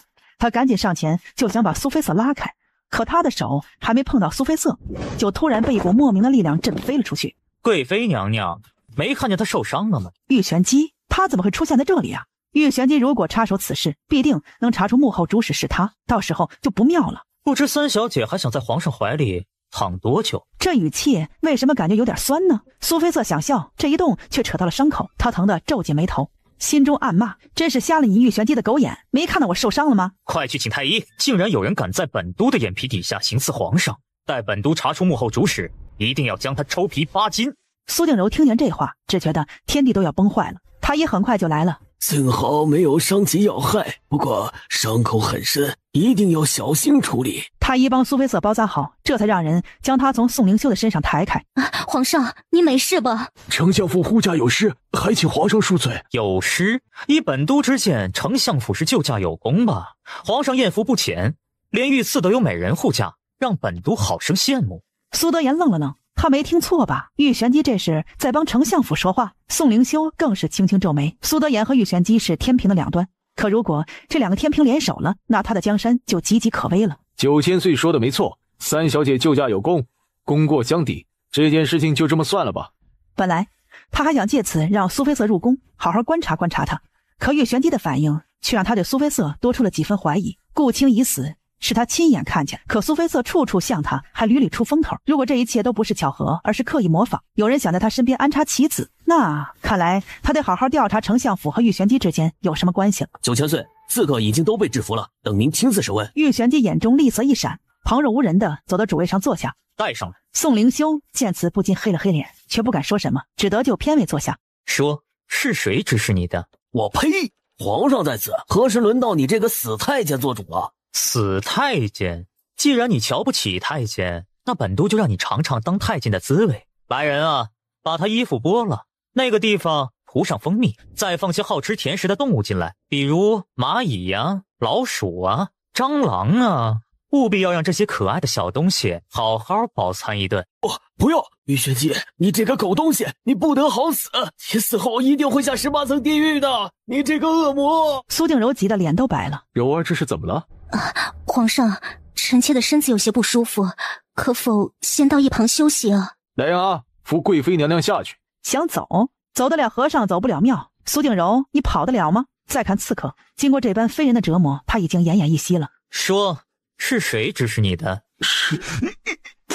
就在这时，一个侍卫匆匆上前，在玉玄机的耳边不知说了什么。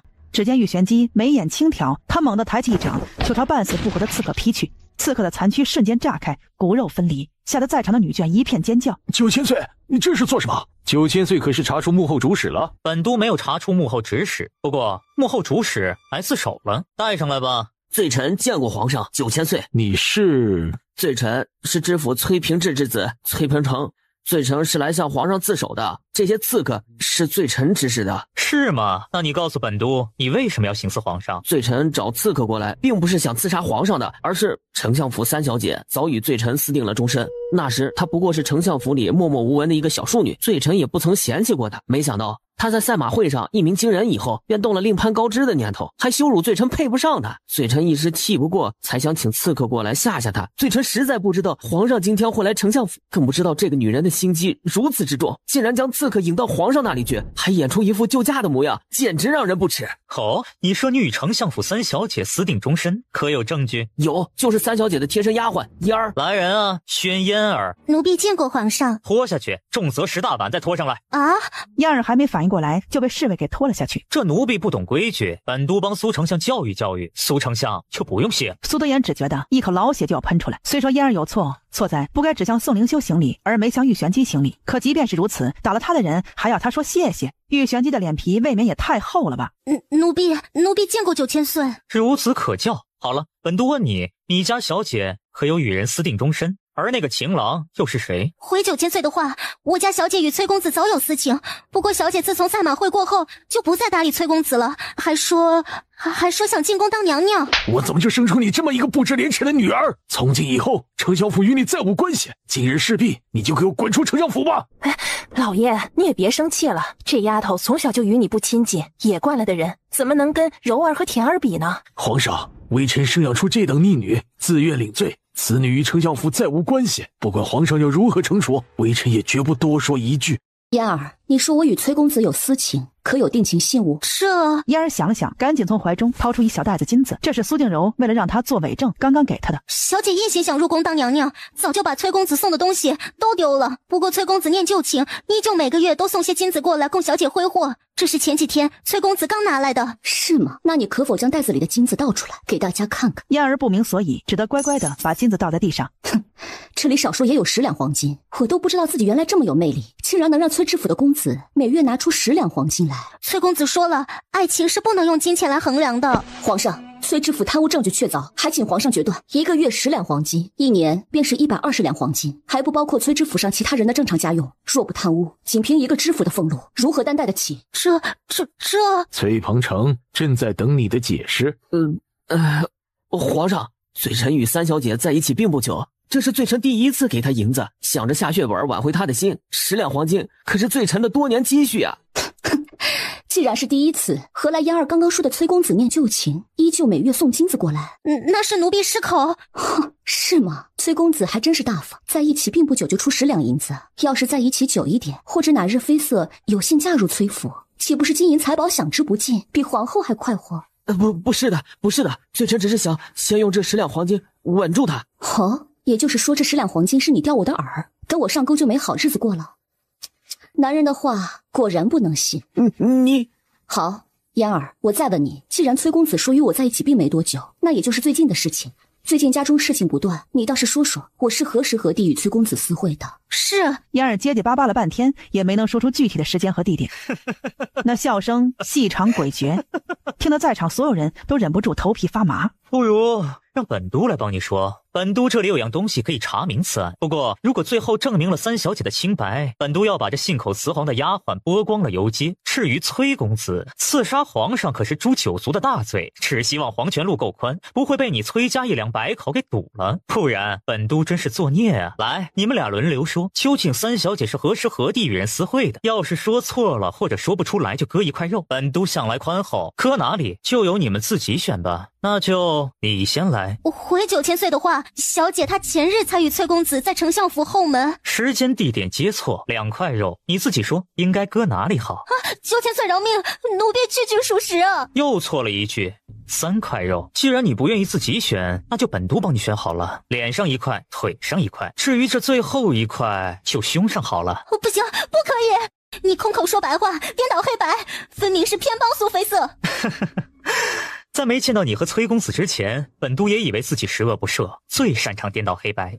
可如今见了你们俩，本都也只能自叹不如啊！污蔑本都，对本都不敬，再加2块，搁哪里呢？玉玄机正思索着，嫣儿已经疯狂地惨叫了起来。玉玄机要的3块肉已经被人双手奉上了。9000岁，人晕过去了。唉。都说好人不长命，祸害1000年，怎么能晕得这么快？没事，还有2块肉，切完应该就行了。三小姐，你说这余下的2块肉应该切哪里？突然被点到名字的苏菲色不禁翻了个白眼，他知道玉玄机是想让他自己报仇，惩罚这个背叛他的人。不过这种情况要他怎么说呢？摆明了又是一个试探，看似好处，其实是裹着糖衣的毒药。他要是直接说搁哪里，一定会引起在场所有人的不满。毕竟一个丞相府的小姐有如此残忍之心，着实不是件好事。可他要是替嫣儿求情，旁人倒是满意了，玉玄机又该觉得他无能了。背叛者就在眼前，还无力报仇，要他何用？回9000岁，嫣儿虽然做出这等陷害主子的恶事，却始终是我的丫鬟，还请9000岁慈悲，给嫣儿一个平衡，否则女儿家的胸一高一低，今后如何见人？玉玄机抿了抿唇，不让自己笑出来。好妮子，真不愧是他看上的人，和他一样腹黑。三小姐果然是心善之人，就听她的吧。又是2刀下去，嫣儿果然被活生生的疼醒了过来。我说，9000岁饶命！9000岁想知道什么，我全都说。为了避免有人说本都空口白话，颠倒黑白，本都就将证据念一念。丞相府最近一直不太安宁，本都身为东厂都主，自然有义务保护丞相府的安全，便派了东厂高手过去保护几位小姐的安全，更将几位小姐的起尸隐居记录在册，以备不时之需。里面当然也包括了三小姐。这丫头刚刚说三小姐前日才与崔公子在后门私会是吧？可本都这里记的却是三小姐前日一次都没出过丞相府，也未曾与人见面。你们俩如何解释？9000岁饶命！9000岁饶命啊！这一切都是贵妃娘娘指使的。放肆！谁给你的胆子敢污蔑本宫？他本是想过来看苏菲色怎么死的，请皇上和9000岁明察。如果不是贵妃娘娘许了微臣好处，还保证不会让微臣一家受到牵连。微臣就是有10个胆子，也不敢污蔑相府千金啊！皇上，您千万别信这人的信口胡言。他这是狗急跳墙乱咬人，臣妾怎么会找刺客行刺您呢？就算要行刺，也不可能那么蠢的选在丞相府啊！他选在丞相府，本是想落个全家救驾有功的好处，没想到现在反而成了他开脱的借口。崔公子，说话可要有证据。证据啊！对了，罪臣有证据。赶紧从怀中掏出一只香囊，双手奉上。贵妃，你如何解释？皇上，这个香囊臣妾遗失多时，没有想到却是被人给偷出宫来了，还请皇上明察，务必要将臣妾宫中的小偷揪出来。好一出不要脸的贼喊捉贼！宫中守卫森严，香囊又是苏静柔的贴身之物，就算真有人偷东西出宫贩卖，为什么放着那么多的金银宝器不偷，偏偏偷个不值钱的小香囊呢？如今揭穿苏静柔阴谋的人又是玉玄机，宋灵修怎么可能压苏静柔威风而长玉玄机志气呢？所以就算苏静柔的解释漏洞颇多，这件事情到最后恐怕也是让崔鹏程和嫣儿当替死鬼。玉玄机似乎也看出了这点。来人啊！崔鹏程刺杀皇上在前，污蔑贵妃在后，拖出去立刻问斩，而崔府满门收监，3日后问斩。至于这个丫鬟，就剥光了拖出去游街，让所有当丫鬟的都看看不忠不义、背叛主子是什么下场。宋灵修虽然不满玉玄机，问也没问他就直接砍了崔家满门，却也不好多说什么。毕竟玉玄机给他一个台阶下，否则这事儿若要认真追究，苏静柔一定脱不了干系。皇上，虽说贵妃娘娘是被污蔑的，可她掌管后宫，却让后宫发生了这种偷鸡盗狗的事情，要是传出去，皇家的威严何在？柔贵妃管理后宫有失，导致宫中财物亏损，革去贵妃头衔，贬为柔妃。皇上英明，不过后宫诸事繁多，柔贵妃不是柔妃娘娘一个人似乎处理不过来。本都听说皇上最近正宠幸新入宫的云妃，不如就以东西宫划分，让2位娘娘共同管理。那就以9000岁的，从今以后柔妃管理东宫，云妃管理西宫，若哪宫再出事情，朕必当责罚。妃色啊，爹就知道你一定不会做出这种大逆不道的事情，让你受惊了。幸好9000岁明察秋毫，处置了嫣儿那个死丫头。刚刚爹一时气急，说了那些胡话，妃色该不会还放在心上怨恨爹吧？爹，您真是说笑了，妃色怎么会怪您呢？爹记得你院里只有桑子和嫣儿2个丫头对吧？如今嫣儿伏法了，桑子一个人肯定伺候不好，不如爹再多派2个丫鬟，你以为如何啊？那就谢谢爹了。来人啊，去把碧玉院整理给了3小姐，再拨2个聪慧的丫鬟过去。你那院子也有些时日了，爹一直想给你换，却碍于公务繁忙，总没顾上。如今正好2件事情一起办了。爹，有一件事情，绯色不知当讲不当讲。哦，你我父女之间有什么话是不能直接说的？既然如此，那绯色就说了。不知爹有没有觉得我们丞相府最近波折特别多？见苏德言一脸赞同，苏绯色继续说道：爹可记得这一切是从何时开始的？这二姐姐和董卿婉争珠花，四妹妹又在赛马会上险些挨板子，如今我和大姐姐又被人污蔑，这可都是针对我们丞相府小姐的。那依你之见应该如何？大姐姐已经入宫了，二姐姐也成了西王妃，家中就剩我与四妹妹。四妹妹年纪尚小，最容易被奸人利用，不如就请教坊的嬷嬷过来重新教些礼仪，也免得再被人诟病。等等，三姐姐，你这话是什么意思啊？四妹妹别误会，我这话并没有什么意思，只是就事论事，我也是为了我们丞相府好啊。什么就事论事啊？分明就是扭曲事实。爹，您不过赏了三姐姐一个碧云院，三姐姐就如此嚣张，今后可怎么办啊？爹，说是四妹妹不愿意就算了吧，但刚刚的话绯色没有说，不论外界如何评价我们丞相府，一家人和睦才是最重要的。这件事情就交给你去办吧，银子方面无需担心，务必要请全京城最好的嬷嬷。是。这碧云院不愧是苏德言赏的，果然比之前的舒服不少。全托9000岁的福。妮子，你说你该如何答谢本都？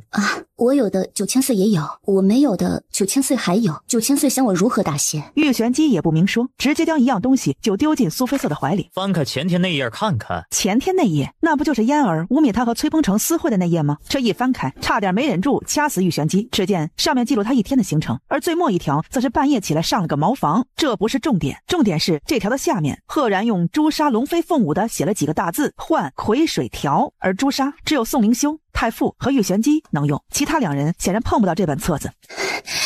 玉玄机。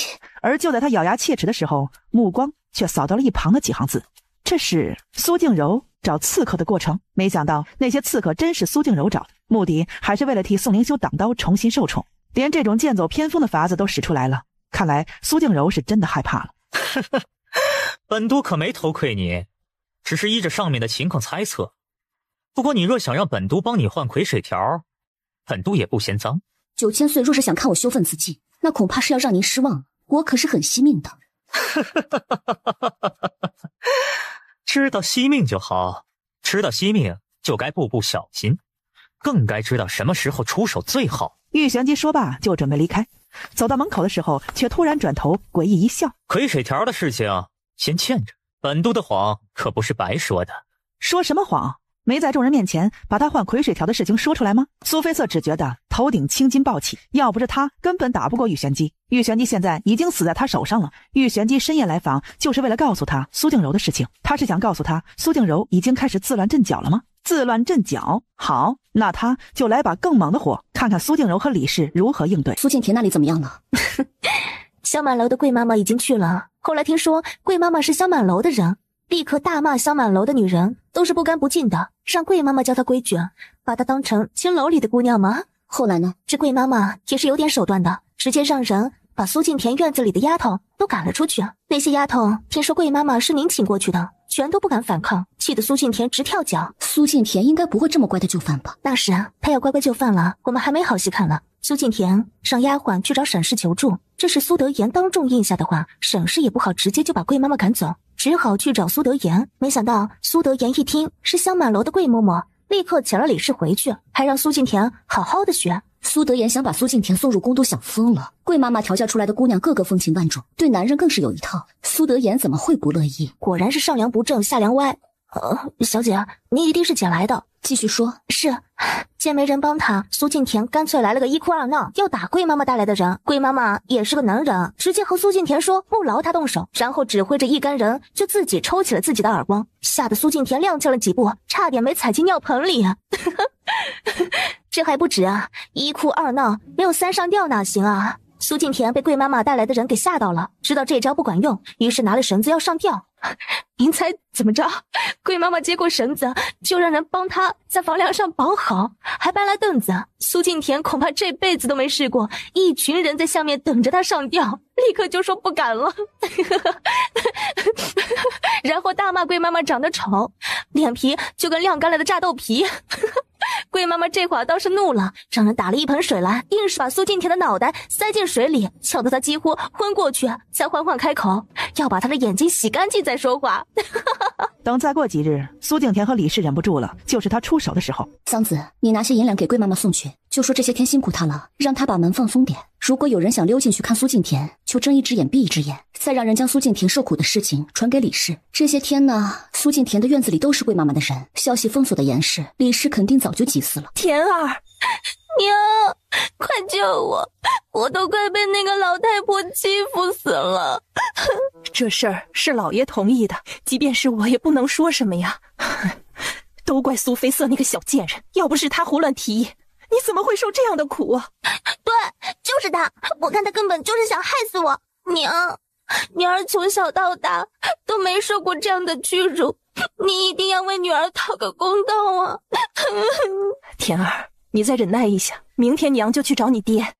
看来明天有好戏看了。老爷，我们一家人已经好久没有吃过饭了，不如就趁今天我亲自下厨，一家人好好聚聚。苏德言本想拒绝，可一想到平日里也没有什么机会和苏菲瑟增进感情，一家人吃个饭还能演演父慈女孝，也让苏菲瑟对他更加忠心，就答应了。而苏菲瑟一得到消息，就立刻让桑子去厨房盯着。三小姐，老爷让您到前殿用饭。苏菲瑟点了点头，起身就要出门，却正好撞见桑子回来。桑子朝苏菲瑟机不可察地摇了摇头，没有发现异样。怎么可能？难道他的想法错了？菲瑟，你来了，快坐到爹身边来。老爷，我也有好几天没见到田儿了，既然是全家人一起吃饭，不如把她也喊来。爹，全家人吃饭怎么少得了四妹妹？来人啊，去把四小姐也请过来。爹，这是怎么回事？谁欺负你了？是苏菲瑟请来的那个老妖婆。爹，你一定要用家法狠狠地处置苏菲瑟这个小贱人，她想害死我呀！放肆！菲瑟是你的姐姐，贵妈妈是我花重金专门请过来教你规矩，你竟敢骂他们小贱人、老妖婆！再过几日，你是不是该喊你爹爹我老不死了？不是的，爹，他们……爹，是女儿处理不善。贵妈妈毕竟是京城里最好的妈妈，她教出来的女子无一不叫人一掷千金。可那些女子皆是青楼出身，四妹妹好歹是个娇生惯养的相府千金，一时之间难以适应，也是可以理解的。不，这件事情与你无关。田儿，身为妹妹竟敢骂姐姐是小贱，如此以下犯上，你可知错？娘，你看，这就是你管教出来的好女儿。是我管教无方，今后我一定对田儿严厉。老爷，您别生气了，是田儿错了，田儿一时情急，还请爹和三姐姐不要与田儿计较。落座吧。上菜吧。老爷，这是我专门准备的，最近家里事情多，大家都喝点汤去火。菲瑟，这盅汤是大娘专门为你准备的，你最近辛苦了，来多喝点补补身体。苏菲瑟也不驳他的意，端起汤盅就放在嘴边吹了吹。见他做这个举动，李氏眼中的激动越发明显。可就在这个时候，苏菲瑟突然把手中汤盅端到苏德言的面前。爹，您近日也辛苦了，这汤既然是补身体的，那女儿就借花献佛献给您，祝您身体越来越好，在朝中的地位也越来越高。爹都已经是丞相了，还怎么能越来越高？能在有生之年为皇上多尽一份忠，爹就心满意足了。不过这汤中既然是菲瑟的一番心意，那爹就欣然接受了。老爷，这是我专门为菲瑟准备的汤，您绝对不能喝。啊，为什么专门给我准备的汤，爹绝对不能喝呢？难道这汤有什么问题？大娘，您该不会想要害我吧？你这是说的什么话？我好心好意帮你准备汤盅，你怎么能说我害你呢？既然如此，那我把我的汤给爹喝又有何妨？爹每日在朝中这么辛苦，多滋补滋补也是好的呀。行了，难得菲瑟有这份孝心，你就闭上嘴安静吃饭吧。是。苏菲瑟看着将汤中一饮而尽的苏德言，眉眼愉悦地挑了挑。小姐，这可怎么办？二姨娘是救还是不救？救，不过得先去看看情况。来人啊，把二姨娘给我拖下去，关起来。老爷都没说话，你凭什么抓我？你这是公报私仇。凭什么？就凭我是丞相府的夫人，就凭我伺候了老爷几十年，老爷都安然无恙。可如今一到你院子里就出事了，你说不抓你，该抓谁啊？我……慢着。大夫都还没诊断出到底是怎么回事，大娘怎么能直接把事情往二姨娘头上扣呢？这未免也太草率了吧。苏菲瑟在丞相府中的地位飙升，连李氏都在他手里吃过几次鳖，下人们想静观其变。李氏见此，气得几乎要晕过去了，一个小小的庶女都敢与他叫板。就在这时，大夫突然从房间里走出来，李氏赶紧迎上去，也算给了自己一个台阶下。大夫，我家老爷究竟怎么了？回夫人的话，丞相这分明是中了毒，幸好救得及时，否则……丞相府里竟然有人想要我的命！老爷，您刚醒过来，先别激动，您放心，我一定会把下毒人揪出来。大夫，你可查得出这毒是谁下的？要查出这毒是谁下的并不难，这毒的发作期是半刻钟，只要查一查丞相昏迷前曾吃过什么东西，就能真相大白了。苏菲瑟心下一动，立刻朝桑子使了个眼色，桑子会意，悄无声息的就走了出去。半刻钟，这……李氏故作惊慌的看了一眼放在桌上的茶杯，不知老爷刚刚可有吃过什么，或者喝过什么？老爷，我冤枉啊！那壶茶是下人刚端上来的，我根本不知道里面有毒。二姨娘啊，丞相府究竟是哪里对不起你们母女？就算我和老爷有做的不好的地方，你们只管提出来便是，何苦要用这种下毒的手段？难道上次香儿害我害得还不够惨，这次连老爷都想害死吗？夫人，我知道香儿对不起你，可这次的事情真的与我无关，你别信口雌黄啊！信口雌黄？大夫说这毒的发作期是半刻钟，难道除了你这杯茶，老爷还吃过别的东西？来人啊，把他给我拖下去关起来，不许给水喝，也不许给饭吃。等他哪天知道错了，肯承认下毒了，再通知老爷和我。就在这时，桑子突然跑进来，在苏菲瑟耳边不知道说了什么。慢着，怎么了？难道你还想替二姨娘求情？别忘了，他下毒要害的可是你爹。三姐姐，我知道你平日里与二姨娘的关系并不差，可如今她竟敢下毒害爹的性命，难道在你心里，爹还不如一个姨娘重要？我不过就说了句慢着，大娘是怎么知道我要帮二姨娘求情的？二姨娘常年深入简出，不与人接触，四妹妹又是怎么知道我与她关系并不差的？你这时候开口，不是想帮二姨娘求情，是想干嘛？就是啊，更何况你也说了，二姨娘常年深入简出，不与人接触，又怎么会得罪人？你与她关系自然不会差到哪里去啊。既然我与二姨娘的关系不过如此，我又为何要替她求情？那你说慢着又是什么意思啊？娘，妃瑟有一个疑问，能不能请大娘如实回答？妃瑟有什么疑问只管说。刚刚我看见大夫是林妈妈领来的，可我过去问守门的侍卫，他们说爹还没毒发之前，林妈妈就慌慌张张的出门了。难道林妈妈早就知道爹会中毒？既然早就知道，为什么是跑去请大夫，而不是来制止二姨娘下毒呢？察觉到事有蹊跷，我立刻让人去宫里请了太医，这会儿太医应该也快来了吧？丞相饶命啊！是大夫人给小人银子，让小人这么说的。哦，是大娘让你这么说的？那你说实话，这毒究竟是怎么回事？这毒必须放在汤水里才能显效，毒发时间大约是3刻钟到4刻钟。不知丞相晚饭的时候可有喝汤或者喝水？汤？那汤我们每个人都喝了，怎么只有爹一个人中毒？我们的确都喝了汤，可毕竟是一人一个汤盅，只要把毒药下在其中一个汤盅里，其他人一样不会有事。娘与爹有几十年的感情，他又怎么舍得下毒害爹呢？我想起来了，大娘把汤盅端给我的时候，说这汤是专门给我补身子的，我便借花献佛给了爹喝。大娘当时还说爹绝对不能喝我的汤盅，如今想，大娘是早知道汤盅里有毒，才不让爹喝的。大娘，我究竟哪里得罪了你？你要这么下毒害我？爹，妃瑟真的好害怕。今日这碗汤盅是让您喝，大娘才立刻叫李妈妈去找大夫。可万一是让我喝了呢？我岂不是要被毒死在碧云院里没人搭理？妃瑟倒也不是怕死，只是如今大姐姐在宫中地位不稳，二姐姐嫁了一个没前途的西王，四妹妹又年纪尚小，谁还能帮爹分？妃瑟实在舍不得看爹每日为朝中大事烦忧，想为爹和丞相府尽一份力呀。傻孩子，爹怎么舍得让你有事儿呢？说这件事情到底是怎么回事？老爷，我不知道啊。这汤盅虽然是我专门为妃瑟弄的，可厨房里有那么多人进进出出，汤盅又是由丫鬟端上来的，中途经过那么多人的手，怎么能断定就是我下的毒呢？就算不能断定是谁下的毒，大夫人掌管丞相府，却出现了这种事，难道不应该负点责任吗？是我疏忽了，还请老爷责罚。哼，这些冠冕堂皇的话我不想听。身为丞相府的大夫人，竟然把丞相府管成这个样子，你实在是太让我失望了。爹，大娘毕竟受了打击，丞相府的事情又极其繁多，一时没顾上是可以理解的。如今妃瑟长大了，爹要是放心，就把丞相府交给妃瑟，等大娘释怀，可以重新掌管丞相府了。妃瑟再把管理权还回去。你也长大了，该学着长家了，就依你所言。谢谢爹，女儿一定会尽全力把丞相府打理好的。大娘，爹的话你也听讲，这段时间您就好好休息。至于下人们的卖身契，还有账房的钥匙，还请大娘随后让人拿来碧云院给我。好，我一定会让人给你送过去。好了，这件事情就这样吧。对了，妃瑟，太医怎么还没来？爹，妃瑟刚刚听见您出事，急都急死，哪里还有心思去找太医啊？不过是诓这个大夫的。妃瑟要不这么说，那大夫能说实话吗？大夫，给你一个将功补过的机会，我爹的身子就交给你了。要是我爹有个3长2短，我要你全家偿命。小姐，您今天这账赢得真是漂亮，不仅救了二姨娘，还成了丞相府的掌家，今后就连李氏见到您也得低头了。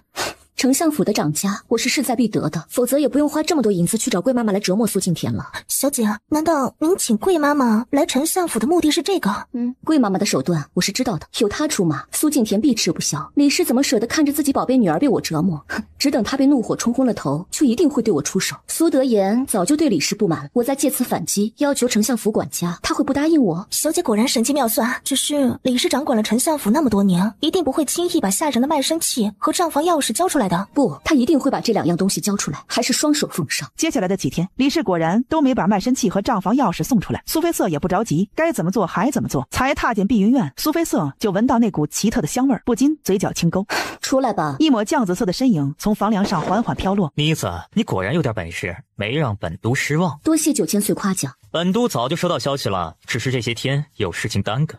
不过一点鸡毛蒜皮的小事，哪里值得9000岁跑这一趟？不错，有大将风范。不过本都今日不是专程来给你庆贺的，而是有一份礼物要送给你。礼物？不等苏菲瑟多想，玉玄机绝美的脸突然压了下来，腰间一紧。等他反应过来的时候，人已经被带飞到半空中。玉玄机，你干嘛？小东西，你也有害怕的时候。老东西，你不会是想半夜拐骗良家少女吧？老东西，有趣有趣。玉玄机的武功极高，没一会儿就带他落在苏德言房间的屋顶上。深更半夜，玉玄机带他来这里干嘛？苏菲瑟朝他投去一个疑惑的眼神，他却指了指房顶上的瓦片，示意他去接。苏菲瑟俯下身，将一片瓦揭开。李氏这身打扮是想做什么？美人计？老爷，你听我说啊！说什么？你以为你的那些小手段我不知道吗？菲瑟再怎么说也是我的亲生女儿，打狗还要看主人。老爷，不是我小气，眼里容不下人。如今柔儿已经入宫为妃，田儿也长大了，我实在没必要与一个小小的丫头置气。我这么做都是为了老爷和丞相府啊！为了我和丞相府，此话怎讲？老爷难道不觉得妃瑟有些奇怪吗？还记得小时候，妃瑟是所有孩子里最安静懦弱的，我曾有几次想与她亲近，她都吓得险些昏过去。可如今倒像是换了个人，不仅伶牙俐齿，还手段狠绝。您看她这几天打理丞相府，简直不像是个13岁的小姑娘。苏德言皱了皱眉，李氏说的没错，这些正是一直缠绕在他心头的疑惑。我想了很久，都想不出究竟有什么事情能让一个人的转变如此巨大。除非以前的那些根本就是装出来的。老爷，你想想啊，一个小姑娘能有如此心计和伪装，还是在她最亲的人面前，她会有什么目的啊？长大以后又会做出什么事情来？我知道老爷还在因为那件事情怪我，可那件事情能怪我吗？我嫁入丞相府至今几十年如一日，哪一日不是相夫教子，殷勤管家？又有哪一点做得不到位？要不是香儿给我下了媚药，我就是死也不可能做出这么伤风败俗、对不起老爷的事情来啊！我知道这件事情不怪你，你也别自责了。至于掌家的事情，如今妃瑟才刚刚接手管理，若是平白无故又换了你，恐怕他就是嘴上不说，心里也会有意见。不管是谁掌家，这丞相府还是以老爷为主，我并不在乎把掌家的权力交出去。只是以香儿的性子，您相信他能做出这种事儿？就算他有这个心，也未必有这个本事设计。你的意思是？其实苏德言心中早有怀疑，没有说出来而已。我听说那日是妃瑟请您过去的，虽说是有巧合也是正常，可是后来9000岁出现的时机也太巧了。还有西王，如果不是背后有人做手脚，以西王的性子，怎么可能娶香儿为正妃？正所谓色衰爱弛，我知道我如今说话不中用了，可妃瑟掌管丞相府，我实在有些不放心呐。什么色衰爱弛，不中用了？你始终是我丞相府的夫人，我苏德言的原配，妃瑟的事情我会处理的，你放心吧。李氏点了点头，脚下却突然一歪，整个人就跌进苏德言的怀里，还不忘故作娇弱地惊呼了一声。苏德言低头看着怀里的人，时间并没有在他脸上留下太多的痕迹，反而赋予他另外一种年轻姑娘绝对没有的韵味。老爷，我们好久没有在一起喝酒了，不如让我敬你一杯。老爷，这一杯祝您心想事成。好苏德言将酒一口饮尽，目光却一刻也没有离开过李氏。两个人就这样在烛光下你一杯我一杯。苏菲瑟却察觉到了不对劲，他转头朝玉玄机看去，只见玉玄机的嘴角含笑，似乎早就知道。没一会儿，苏德言和李氏就在床上拧成了一团。好戏正要开始，玉玄机却伸手挡住苏菲瑟的双眼，一个飞身直接把她带回了碧云院。你干嘛？后面才是重头戏。苏菲瑟有些不满，虽然她不好这口，却也好奇李氏为什么要在酒里放媚药。想看本都给你来个亲身示范如何？多谢9000岁好意，我想还是不必了。这种事情让太监亲身示范，天下的男人都死光了吗？只要本都想，天底下的男人就是没死光，你也逃不出本都的手掌心。你说李氏为什么给苏德言下媚药？如果他的目的只是想与苏德言重归于好，那他刚刚不是已经成功了吗？可如果他的目的不单单是想与苏德言重归于好呢？那他的目的又是什么？想知道自己去查，本都为什么要告诉你？自己查就自己查，天色不早了，9000岁还是赶紧回去吧。哟，把人利用完了就赶人走，真是个狠心的小东西。那晚之后，苏菲瑟就让桑子特别留意李氏的动静。可奇怪的是，李氏最近特别安分，甚至安分的有些异常。小姐啊，她应该是学乖了，不敢和您斗了吧？学乖？哼，不可能。小姐要是不放心的话，奴婢再去看看。不必了，静观其变吧。李氏如果真有计划，迟早有一天会有动作。小姐，不好了，夫人院子里传来消息说，夫人又是发烧又是呕吐，怕是食物中毒了。走，过去看看。苏菲瑟赶到李氏院子里的时候，苏德言已经到了。他有些不满地看了一眼苏菲瑟。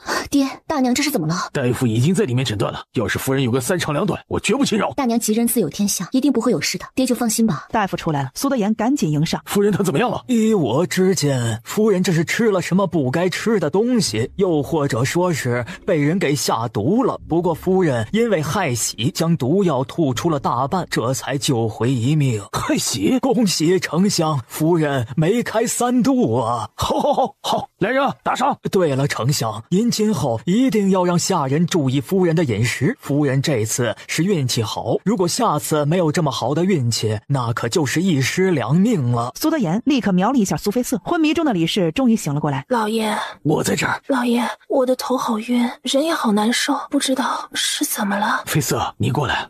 爹，菲瑟初次掌家，经验不足，平日里就搞得手忙脚乱，如今又出了这等事，菲瑟实在难辞其咎，还请爹责罚。他都这么说了，苏德言就算想怪罪他，也不好怪罪。既然你自认掌不了家，那就把下人的卖身契和账房钥匙都交出来吧。如今你大娘有了身子，丞相府再不容许有任何纰漏。身子，老爷，我夫人还是躺着吧。刚刚大夫说了，你已经有了1个多月的身孕，保不齐还是个男胎。一定会是个男胎的，老爷您就放心吧。啊，下人的卖身契和账房钥匙，大娘从没有给过我啊。上次爹虽然说大娘让人把这2样东西送过来，可我也不敢去找大娘要，毕竟这2样东西放在她那里是天经地义的。如果不是爹发话，我就是连见的资格都没有，更别说碰了。既然如此，你就先下去吧，以后没事别出碧云院了，更别来打扰你大娘，她如今正在安胎，是重要时刻。是。苏菲瑟乖巧退下。哼，别出碧云院，这是想软禁我。小姐，这可怎么办？李氏这一怀孕，不仅把掌家的权利拿了回去，还弄得苏德言要软禁您。这不过是一个开始，以李氏的个性，怎么会轻易放过这个踩在我头上的好机会？以后啊，肯定能玩出更多的花样。那怎么办？苏德言如此看重李氏腹中的胎儿，一定会袒护他的。可知道给李氏诊脉的大夫是谁？有没有收受李氏的银子？事情来得突然，奴婢还来不及去查明。小姐的意思是，李氏怀孕是假？是不是假的，现在还不能确定。不过李氏这次杀了我们一个措手不及，也一定是有备而来的。那奴婢这就去找那个大夫问问。现在去恐怕已经没用了。李氏既然是有备而来的，这方面也肯定已经安排好了。如果我是他，我就会给大夫许多银子，让他直接躲起来。可孕妇每个月都要为腹中的胎儿诊平安脉，李氏不可能一次换一个大夫。这个大夫下个月肯定还是要来的。等下个月大夫诊完脉，奴婢跟着他，不就知道了？哼，下个月，那李氏这个月肯定不会放过我。小姐难道不担心吗？担心？为什么要担心？兵来将挡，土来水掩，静观其变就是了。不出苏菲瑟所料，李氏怀孕以后，果然每日都来找苏菲瑟的麻烦，而苏德言也是睁一只眼闭一只眼，随着李氏胡来。苏菲瑟才一踏进碧云院，就听见清脆的巴掌声。菲瑟见过大娘，不知知情做了什么，给您冲撞了，您要这么罚他？哼，真是什么样的主子，就教出什么样的丫鬟来，都是不知好歹的东西。怎么回事？奴婢，小姐饶命啊！夫人说院子里太阳大，想到小姐屋里坐坐。小姐平日里就不喜别人进屋，除了桑子姐姐，连我和知琪都不曾进去过几次，所以奴婢也不敢让夫人进去。可夫人夫人如今可是有身孕的人，难道让她在院子里日晒雨淋吗？万一她腹中的小少爷出了事，你们谁担当得起？更何况一个庶女的屋子还不喜人进，该不会是屋子里藏了什么男人吧？哼，不是的，是小姐平日里就喜欢安静，屋子里的东西也有她自己的摆法，要是被人碰乱了，怕下次要找不好找。小姐一向清清白白，林妈妈你别血口喷人呢。你家小姐都还没有开口，你瞎嚷嚷个什么劲儿？你家夫人都没开口，你又瞎嚷嚷个什么劲儿？菲瑟的屋子还真是金贵，连我都进不得。大娘说笑了，您要进，那不是一句话的事情吗？一句话的事情，那刚刚你的丫鬟怎么一直阻拦？丫鬟不懂事，还请大娘不要计较。既然是不懂事的丫鬟，来人呐，拖出去，重责20大板。大娘不过是个小小的丫鬟，您何必与她置气啊？你这话是什么意思？我管叫丞相府的下人，难道还错了？夫人，您别生气，您如今可怀有孩子，气坏了身子可怎么办呢？小姐，您看知琴那献媚的模样。知琴可是爹送给我的丫鬟，大娘要打她，我没意见。可大娘是不是应该问问爹的意思？哼，老爷把掌家的权力交给我，就是把这些下人的性命都交给了我。别说是打20大板，就是要了他们的命，老爷也不会说什么的。是吗？臣妇见过9000岁，见过9000岁。起来吧。听见这话，跪在碧云院里的一干人才敢起身。可等李氏站稳了，玉玄机又厉声喝道：“谁让你起来的？你不知9000岁说的人是愚蠢，还不给本督跪下！”是，臣妇愚蠢，还请9000岁不要见怪。9000岁，夫人她……本督刚刚在院外听见夫人说，这丞相府下人的命都是你的，就算杀了丞相也不会说什么，是吗？9000岁，臣妇那是一时口快，并不是有心的。不是有心的，正所谓心之所想，口之所言。夫人倘若没有这个想法，又怎么会说出这样的话？9000岁，夫人她也是为了管教下人才说出这样的话，并不是真的想这么做。是吗？本督刚刚听夫人说苏丞相并不管这事，本督还不相信。如今一看，苏丞相对夫人未免太过纵容了。这事儿要是传到皇上耳中，不知苏丞相该如何解释？9000岁明察，微臣是绝对不能容许有这种事情在丞相府发生的。只是夫人如今身怀有孕，实在不易责罚。等孩子出世以后，微臣一定严加管教。既然苏丞相都这么说了，这件事情就这么算了吧。本督今日主要是来替皇上给苏丞相贺喜的。皇上听说苏丞相老来得子，特别开心，不仅让人赏了许多金银，还让本督带了一碗补汤过来。来人啊，把皇上御赐的汤端上来。夫人刚刚吃过安胎药，现在应该还不饿，不如就让人先把这汤端到厨房去，等夫人饿了再喝。哦，对，臣妇如今还很饱，等一会儿再喝吧。哼，不过一碗汤，你们竟然用太保来搪塞，分明是藐视圣恩。难道你们是想造反吗？不，9000岁严重了，微臣就是有10个胆子也不敢造反的。只是这汤怎么了？这汤。大娘怕苦，也不知这汤的味道如何。这汤的味道不错，三小姐若是不信，可以尝一尝。来人啊，再拿根汤勺给三小姐。既然9000岁说这汤味道不错，那就不必拿勺喝了，我直接喝就行。说罢，苏菲瑟就端过李氏手里的碗，见李氏和苏德言的双眼都直勾勾地看着他，他干脆大喝了一口。果然是滋补的好汤药，可惜是皇上御赐给大娘的，否则大娘还饱，我帮她喝也行啊。这是皇上御赐的，怎么能让给他人喝呢？现在知道这汤是好东西，刚刚怎么不喝？既然三小姐也觉得这汤的味道不错，那就请夫人快点把汤喝了，本督还要把碗拿走，毕竟是个金碗，也值点银子。夫人迟迟不喝，该不会是想顺本督一个碗吧？不敢。李氏尴尬地扯了扯嘴角，赶紧将手里汤喝完，碗给小太监递过去。哎呦，拿错了。回9000岁的话，今日皇上御赐了2碗汤，一碗是给丞相夫人安胎喝的，一碗则是给您活血祛瘀喝的。您的那碗里还放了红花。秦大夫，快去秦大夫！宫里的红花那效果可是极好的，夫人喝了整碗却一点事情都没有，这孩子定然是个有福之人。看来玉玄机也怀疑李氏怀孕是假的，才会用这种方法来验证。如果李氏怀孕是假的，那碗红花自然没有作用。可如果李氏怀孕是真的，难道玉玄机真有把握冒这个险？还是他根本就不在乎李氏腹中孩子的死活？苏菲瑟瞪了玉玄机一眼，赶紧转身就要去扶李氏。可李氏本就被玉玄机吓得惊慌失措，如今看到苏菲瑟，还以为是要去揭穿他的，也顾不上孕妇吃了红花该是怎么反应，就倒在地上抱着肚子装疼。不对劲儿，李氏早不疼晚不疼，偏偏我过去的时候疼，分明是想装给我看的。哎呀，9000岁，没搞错，夫人喝的那碗正是皇上御赐的安胎汤，您那碗放有红花的汤还在食盒里呢。苏菲瑟看了一眼僵在地上不知该如何自处的李氏，不禁冷笑。她倒有些好奇李氏会如何解释了。林妈妈第一个反应了过来，赶紧朝丫鬟珠儿使了个眼色。哎呀，夫人一定是被吓得动了胎气呀！珠儿，快去请大夫过来。珠儿听命立刻跑了出去。老爷，我们的孩子不会有事吧？不会的，不会的，大夫很快就来了。既然夫人只是动了胎气，那本都就先行告辞了。苏菲瑟会意一笑，看来玉玄机今日不仅帮他确定了李氏是假怀孕，还帮他把李氏收买大夫引了出来。桑子，去拿些消肿止痛药来。来，今日的事情委屈你了。不委屈，小姐的房间本就不是别人可以随便进出的。之前身为小姐的奴婢，只是做了自己该做的事情而已。哎，这脸也不知几天才能消。银子你拿去，买点好吃的啊。一会儿我再让桑子拿瓶珍珠粉给你。小姐，您对奴婢那么好，奴婢……站在一旁的知琪更是嫉妒的双眼都红了。我向来不会亏待对我忠心的人，今天做得不错，这是你应得的。是啊，今天真的是吓死奴婢了，幸好9000岁来得及时，不然那20板子打下去，知琴不死也残了。知琴，你先下去吧，东西桑子会给你送过去的。是。知琪见此不禁皱了皱眉。知琴退下休息，那他呢？难道院子里的事情都要让他一个人做？知琪，小姐，你有什么事情只尽管吩咐。难道苏菲瑟赏完知琴，现在要赏他了？知琴的脸毕竟是因为我才弄伤的，在他的脸还没好之前，院子里的事情就交给你了。宁可得罪君子，莫要得罪小人。对付知琪这种人就应该慢慢的整，免得他狗急跳墙做出什么事情来。知琪的小脸瞬间就垮了下去。怎么不乐意啊？也是，我如今也不是丞相府的长家了，不如我去和爹爹说说，让他把你调到别的地方去。怎么会呢？能伺候小姐是知琪的福分，知琪刚刚只是担心知琴的脸而已，也不知道会不会留疤呢。放心吧，有我在，绝对不会让知琴的脸留疤的。要是小姐没别的事情吩咐，奴婢就先下去了。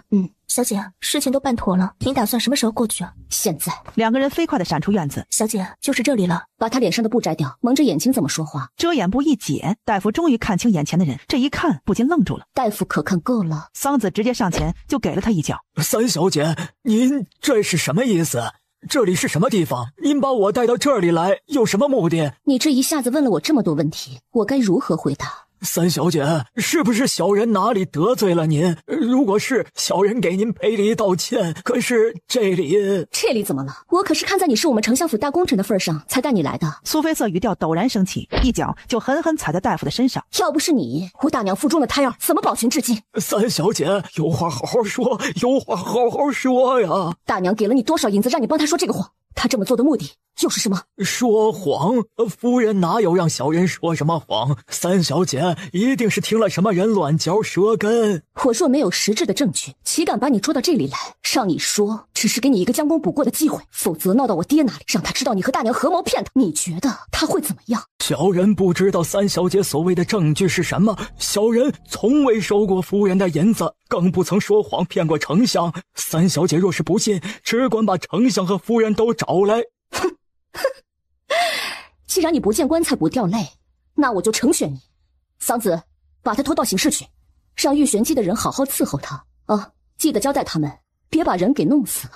东厂行事的手段可是出了名的变态狠毒，进去的人就没有活着出来的。这里虽说不是东厂，却也是玉玄机手下的一处暗牢，行事自然差不到哪里去。桑子朝门外做了个手势，两个侍卫马上进来，把他拖了出去。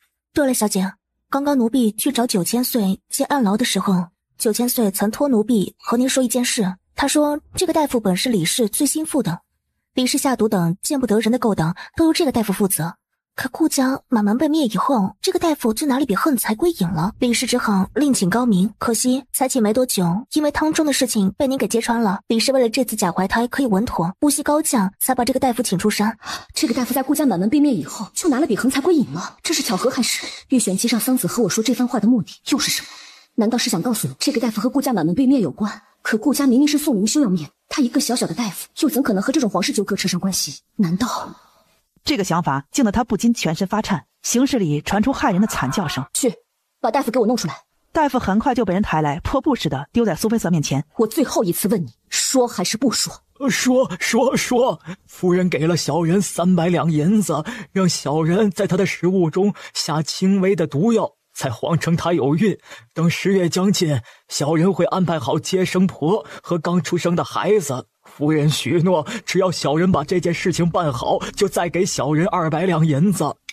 对了，夫人还找小的拿了点媚药，说是想让丞相更舒服，更离不开他。见苏菲瑟听完没有开口，大夫还以为苏菲瑟不满意他说的话，吓得脸色更加惨白了。三小姐，小人已经把知道的都说了，您就放过小人吧。哼，顾家是如何被灭的？三小姐，您为什么会这么问？顾家当然是被皇上灭门的。说，你到底都知道些什么？我一个小小的大夫能知道什么？我什么都不知道，什么都不知道。不知道？苏菲瑟挑了挑眉，伸出手就朝大夫胸口流脓的伤口狠狠按下。三小姐饶命，小人真的什么都不知道啊！你若真什么都不知道，又怎么会在顾家灭门后突然隐退？又怎么能心安理得的收下这500？你当我是傻子吗？说，你和顾家灭门究竟有什么关系？你是谁？你觉得我是谁？就在这时，门外突然传来一阵脚步声，似乎还有什么人被硬拖进来的声音。奴才桌子见过三小姐，这是9000岁让奴才带给您的礼物，还请三小姐笑纳。三小姐，你要怪就怪我，所有的事情都是小人做的，和我儿子无关，我儿子是无辜的，求您放过他吧。三小姐，这是刘家唯一的儿子刘明，更是刘大夫的命根子。9000岁说了，您有什么法子，只管往刘明身上使，不管想知道什么，一定会如愿。谢谢桌子公公，人奴才给您送来了，若三小姐没有其他吩咐，奴才就回去和9000岁复命了。苏菲瑟点了点头，这才重新把目光移到刘大夫身上。刘大夫，你看我多贴心，伺候完你还要伺候你儿子，让你们父子可以共享这天伦之乐。你说我应该从哪里伺候起比较好啊？哦，对了，他可是刘家的独苗，不如我先废了他的根。三小姐饶命，你要是把他给废了，刘家的香火就断了啊！哦，你说怎么废比较不疼呢？用刀啊？用老鼠？还是有其他更好的办法？别，我什么都说。顾家代代皆英雄，在军中的威望又极高，要灭其满门着实困难。于是夫人向丞相提议用毒。李氏，你毒害我满门，我定要你满门来偿。三小姐，小人已经把知道的都告诉您了。虽说毒药是小人给夫人的，可这计谋终究还是夫人出的。小人就算有罪，但罪不至死，更不及子孙后代啊！哎呀，临死前你还有什么遗言啊？三小姐饶命，这一切都是夫人逼我的。她说我不帮她，她就烧我铺子，杀我全家，冤有头债有主，求您放过我和明儿吧。你放心，他很快就会来陪你了，而且他的下场一定会比你更惨。他极力想朝刘明的方向爬去，可他才爬了2步，又是一口鲜血喷出，伸到一半的手陡然垂下，死不瞑目。桑子上前探了下刘大夫的气息，说道：小姐，他死了。处理完老的，该处理小的了。桑子赶紧开口：小姐，他怎么办啊？你给玉玄机接着按牢的时候，他可有说要还。苏菲瑟突然冒出这么一句：9000岁说，既然给您了，就随您处置。那好，一把火烧了李氏、苏德言、苏静柔、宋灵秀，你们就给我等着吧。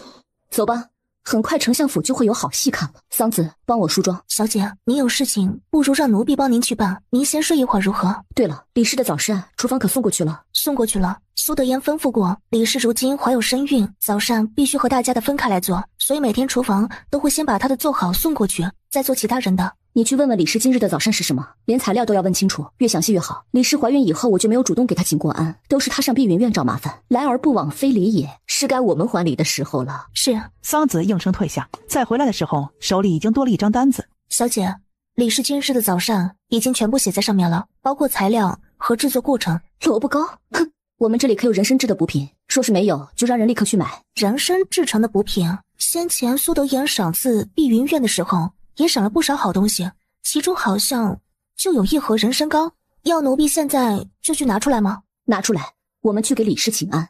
夫人，三小姐来了，说是带了东西来给您请安。夫人，您要是不想见，奴婢这就出去把她给打发了。见，既然她这么着急找死，我就成全她。是。林妈妈朝丫鬟使了个眼色，丫鬟立刻把苏菲瑟带了出来。苏菲瑟恭敬地跪下行礼，却迟迟不肯起来。菲瑟，跪着干嘛？快起来啊！我如今身子不方便，你们当下人的都死了吗？菲瑟，今日是来请罪的，大娘若不原谅菲瑟，菲瑟绝不敢起。菲瑟，你也别怪大娘，大娘若没点狠厉的手段，如何治理这么大一个家？大娘教育的是，之前那个死丫头竟敢冲撞大娘，简直死不足惜。菲瑟这就去请求爹爹，把他活活打死了喂狗。这倒不必，老爷朝事繁忙，这点小事就不麻烦他了。大娘果然宅心仁厚，让菲瑟佩服。既然这件事情都过去了，那菲瑟就赶紧起来吧。大娘，菲瑟今日并不是为知情而来，而是为了昨天皇上御赐的那碗安胎汤。若不是菲瑟说那汤好喝，您又怎么会喝？您要是出事，菲瑟就是死10次，也不能让爹原谅。菲瑟虽然年纪小，却是有自知之明的。若是爹不要我，那我今后的日子该怎么办？女儿家最重要的是婚姻大事，可如果没有爹和大娘的提携，菲瑟去哪找好夫家？你这个傻孩子，说的这是什么话？你放心吧，到时候大娘一定会给你选个门当户对的好夫家，至少要和你二姐姐一样，是吧？和苏定香一样找个变态的夫君吗？那菲瑟就先谢过大娘，这是之前爹赏赐给菲瑟的。菲瑟拿不出什么体面的东西当贺礼，只好借花献佛，还请大娘笑纳。吃的东西，李氏的脸僵了僵。有了昨天的教训，他已经不敢乱吃东西了。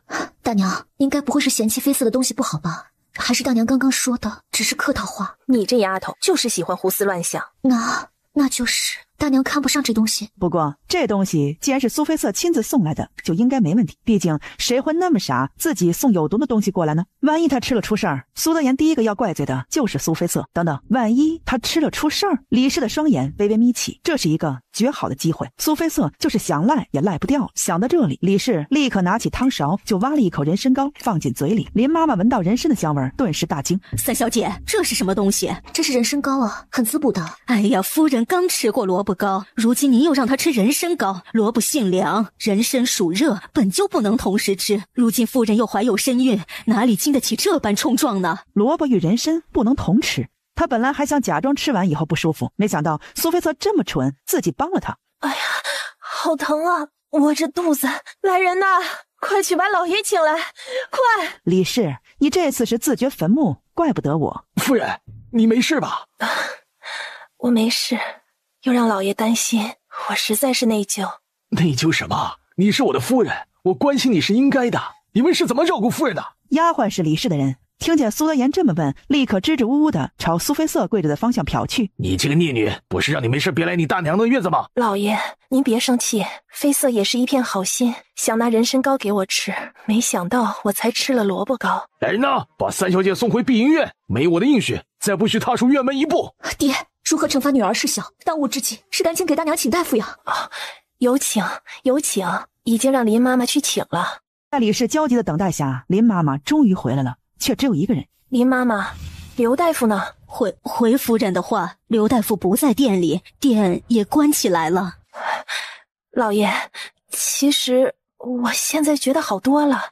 既然刘大夫不在，不如就……不行，大娘刚刚喊汤喊得可厉害了，这事是因菲瑟而起。要是大娘腹中的小弟弟出了什么事情，菲瑟一定会内疚一辈子的。爹，您快让人去请宫里的太医过来吧。来人呐，立刻入宫去请太医。大娘院子里的人都在忙，不如就让我的丫鬟去吧。而他的话音才落，桑子已经快速的跑了出去。事已至此，李氏还能说什么？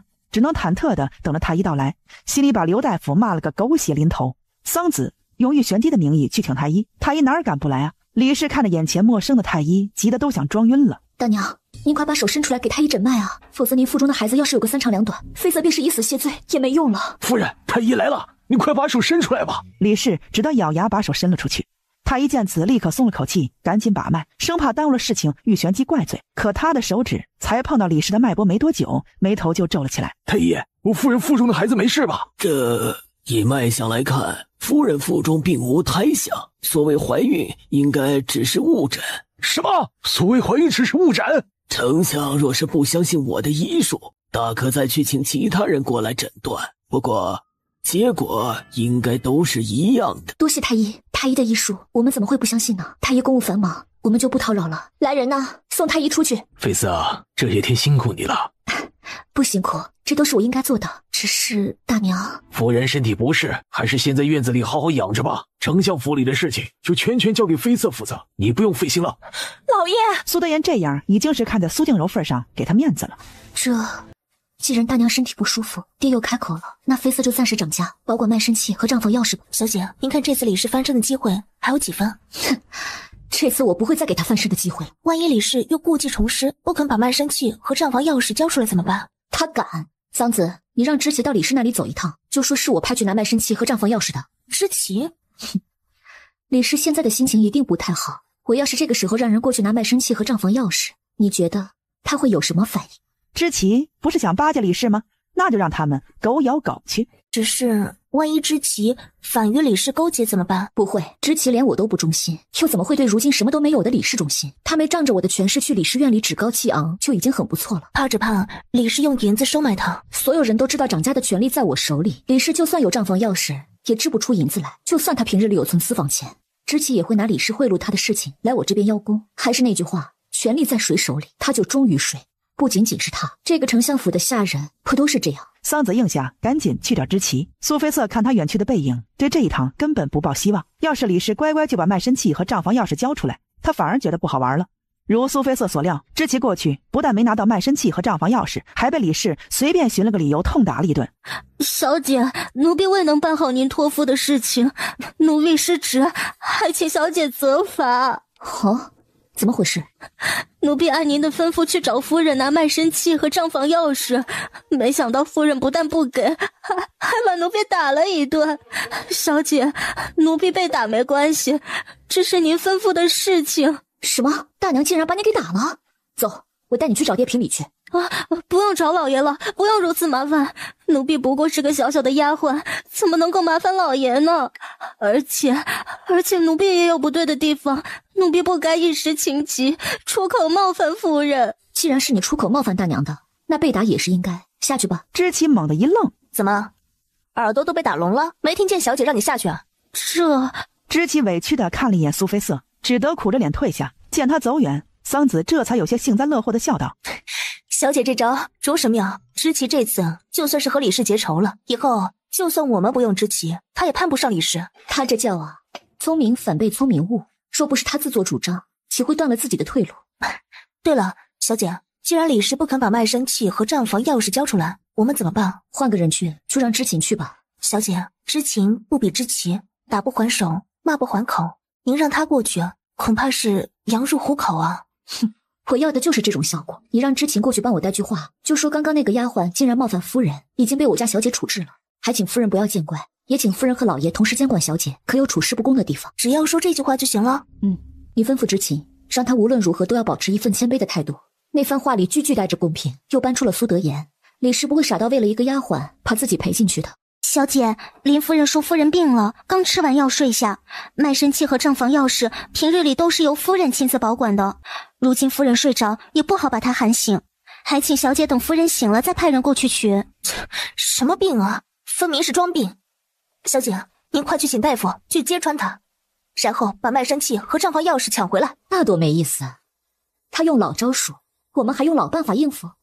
那知情，辛苦你一趟，你就在夫人院子里等着夫人醒了，把卖身契和账房钥匙拿回来。若是夫人没醒，你就一直等，一步都不许离开。至于3餐嘛，我会让人给你送去的。是，知情这次一定不负小姐所托。李氏原以为这样就能打发苏菲瑟，没想到知情又来了，还赖在院子里不肯走。娘，院子里那丫鬟是怎么回事啊？我记得那可是爹赏给苏菲瑟的。一说，李氏简直气不打一处来，把事情原原本本的和苏敬田说了遍，这才冷哼道：哼，苏菲瑟那个小贱人，还以为这样就能让我妥协？我是谁？丞相府的夫人，这么多年风风雨雨，什么没经历过？怕她一个小丫头？哼，您就让她守，我倒要看看她能守几天。苏菲瑟院子里就3个丫鬟伺候，要是能把她3个丫鬟都累倒才好呢。可出乎李氏和苏敬田的预料，知情的耐力异于常人，对苏菲瑟的吩咐更是尽忠尽职，连吃饭都双眼盯着李氏的房间看。只要李氏一出现，他就立刻上前要卖身契和账房钥匙，逼得李氏只好装头晕又退了回去。不行，娘，再这样下去，您永远都别想出去了。娘，不如让我出去把他赶走。可如今是苏菲瑟掌家，你在这个时候和他的丫鬟起冲突，怕什么？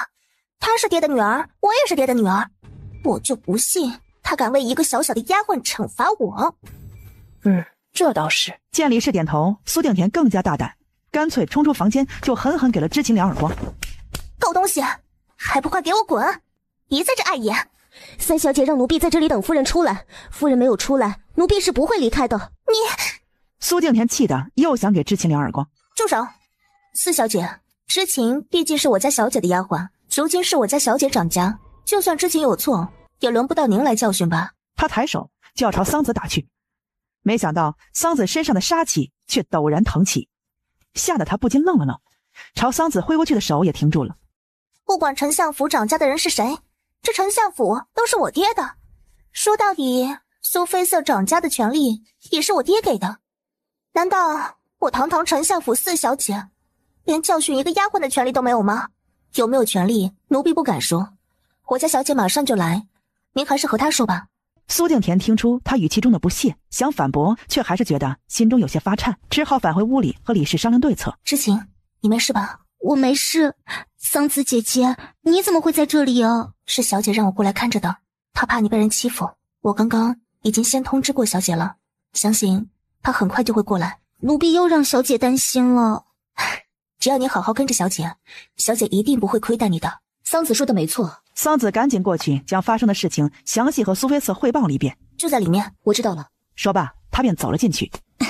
听说大娘病了，没想到四妹妹也在。是菲瑟呀。我让知情过来取卖身契和账房钥匙，林妈妈却说大娘您病了正在睡，等您醒了再说。如今您既然醒了，那卖身契和账房钥匙是不是就能拿出来了？三姐姐可别太过分了，没看见娘正病着吗？就算娘不是你亲娘，就算你觉得无需对娘尽孝，做人最基本的良心总该有吧。四妹妹说的这是哪门子话？我正是看大娘生病了，才想赶紧帮大娘分分忧。难道你舍得大娘拖着病体操劳？更何况这事爹早就同意了，你该不会是觉得爹的决定错了吧？爹那么英明，怎么会做出错误的决定呢？只是娘如今还病着，卖身契和账房钥匙，不如就等娘病好了再拿吧。哼，既然四妹妹都这么说了，那就听四妹妹的吧。大娘，你好好休息，卖身契和账房钥匙的事情，等您身体好了再说。既然如此，那就这么定了吧。账房钥匙倒是其次，过几日再拿也行。只是我听说四妹妹今日平白打了知情，不知可有此事？谁让她躲在院子里碍眼的？我让的。这么说来，四妹妹是不是连我都要打？你让的又怎么样？我可是丞相府的4小姐，难道你还想为一个丫鬟教训我啊？田儿，好，田儿，菲瑟毕竟比你年长，是你姐姐，如今又握着掌家的权利，你不得对她无礼。娘，你怎么反而帮着三姐姐说话呀？大娘，四妹妹，不是我不念亲情，而是爹既然已经把这个家交给了我，我就必须尽心尽力的管理好。正所谓天子犯法，与庶民同罪。田儿虽然是我的妹妹，可她做错事情，我也要罚。娘，救我！我不要被罚，我又没有做错什么。菲瑟，田儿不过是打了知情1巴掌，这点小事也要罚，未免也太小题大做了吧？更何况我是田儿的娘亲，就算田儿有错，也该由我来罚。什么时候轮到你这个姐姐了？大娘这话是什么意思？我知道大娘一直不服爹让我管家，也知道大娘根本不想把卖身契和账房钥匙给我，这些我都不计较。可国有国法，家有家规，田儿既然犯了错，那就应该受罚。谁说我不想把卖身契和账房钥匙给你？菲瑟，你真是冤枉大娘了。大娘要不要我让人立刻去请太医？哦，就请上次来帮您诊孕脉的那位如何？菲瑟，你这是真想为一个丫鬟逼死我和田儿？就是，不过一个小小的丫鬟，三姐姐就放过我这一回吧。一个小小的丫鬟，田儿忘了？难道大娘也忘了吗？那天9000岁是因为什么生气？还差点毁了丞相府名声的。既然田儿打了知情1下，那就还知情10下，当做惩罚好了。什么？竟然要让一个下贱的丫鬟打他耳光？他不要，他不要！可桑子根本不理会苏定田眼中的抗拒，伸手就朝他抓去。不要碰我！你这个下贱的丫鬟，不要用你的脏手！身为丞相府的4小姐，却出口成脏，没有一点大家闺秀的样子，再加10耳光。苏菲瑟，你公报私仇，我要告诉爹，我一定会把这件事情告诉爹的。等打完了你尽管去，若是爹说我错了，我甘愿自罚。苏定田愣了愣，苏德言如今还在为李氏假怀孕的事情生气，根本不待见他们母女。不，就算我做错了，你也不可以罚我，苏敬田还想挣扎，桑子却抓住他的经脉，狠狠扭了一下，被桑子拖出去。桑子把苏敬田丢到知琴面前。这小姐说四小姐打了你一下，就罚四小姐被你打10下，再加上四小姐刚刚出口有失体面，一共是20下。让我打四小姐？你敢打我？苏敬田见知琴是个软柿子，刚想威胁他，又被桑子扭了一下，疼得几乎哭出来。苏菲瑟在后面在看着桑子的小动作，不禁心里偷乐。玉玄机送来的人就是合他心意，我让你打就打，放了手打。是。知琴越打越顺手，苏敬田的惨叫声也连连传来。好了，知琴的10下打完了，剩下的10下是姐姐教育妹妹的，自然该由我来打。娘，救我呀！他猛地从房间里冲出来，推开苏菲瑟，拉起苏敬田护在怀中。大娘的身子好了。菲瑟，田儿还小，若有做错的地方，需要人耐心教导，而不是用这种严厉的教育方式。大娘平日里耐心教导的还不够吗？还是说大娘根本就没教过她？否则田儿怎么会一点大家闺秀的样子都没有？去，把卖身契和账房钥匙拿来。大娘这时候拿卖身契和账房钥匙是什么意思？我平日忙于家中大小事情，对田儿疏于管教，实在愧疚。如今我把卖身契和账房钥匙交给你，只希望你放过田儿，别再找她麻烦了。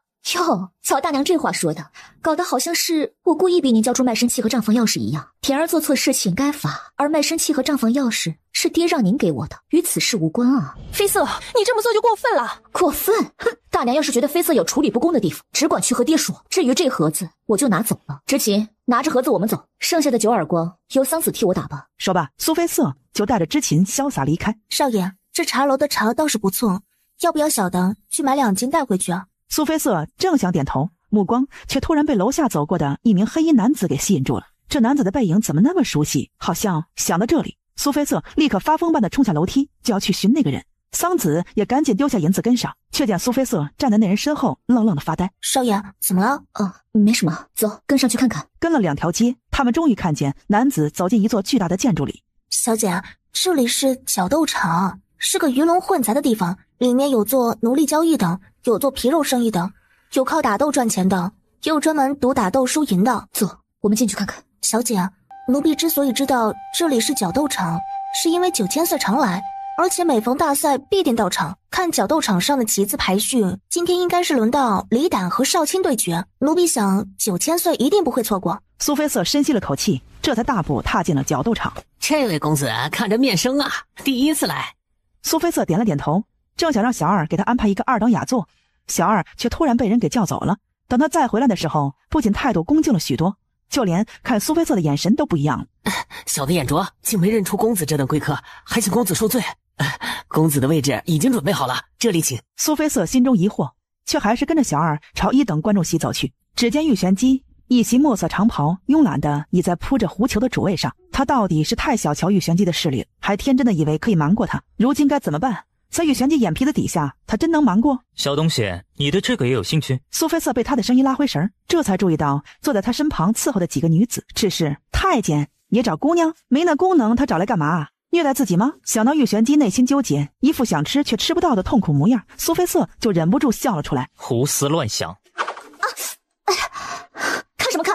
都给我滚！小东西，这是吃醋了。小姐，您别吃醋，9000岁不是这样的人。桑子不会真认为他喜欢玉玄机吧？你不要吃醋，他们都是本都安排在这里的人。你以为本都为何消息如此灵通？玉玄机竟然把这种事情告诉他，难道就不怕他说出去吗？见此，玉玄机立刻摆了摆手，示意女子们下去。小东西，过来陪本都看赛。这神色，这语气，您换狗呢？虽然心中不满，苏菲瑟还是乖乖地走到他身旁坐下。苏菲瑟才刚坐下没多久，就听见四周有尖锐的号角声响起，一时间角斗场里呼声如雷，几乎要盖过号角的声音。如今再次听见号角声和这种震天的呼声，苏菲瑟几乎以为自己又回到那个时候，整个人都兴奋了起来，以至于根本没有察觉到玉玄机探索的目光。一个小姑娘竟然对角斗这种血腥残暴的东西感兴趣，已是奇事。看来苏菲瑟果然没有他知道的那么简单，他身上究竟还藏着什么不为人知的秘密？比赛场两边的铁门缓缓打开，分别走出一名男子，而苏菲瑟双眼猛地亮起，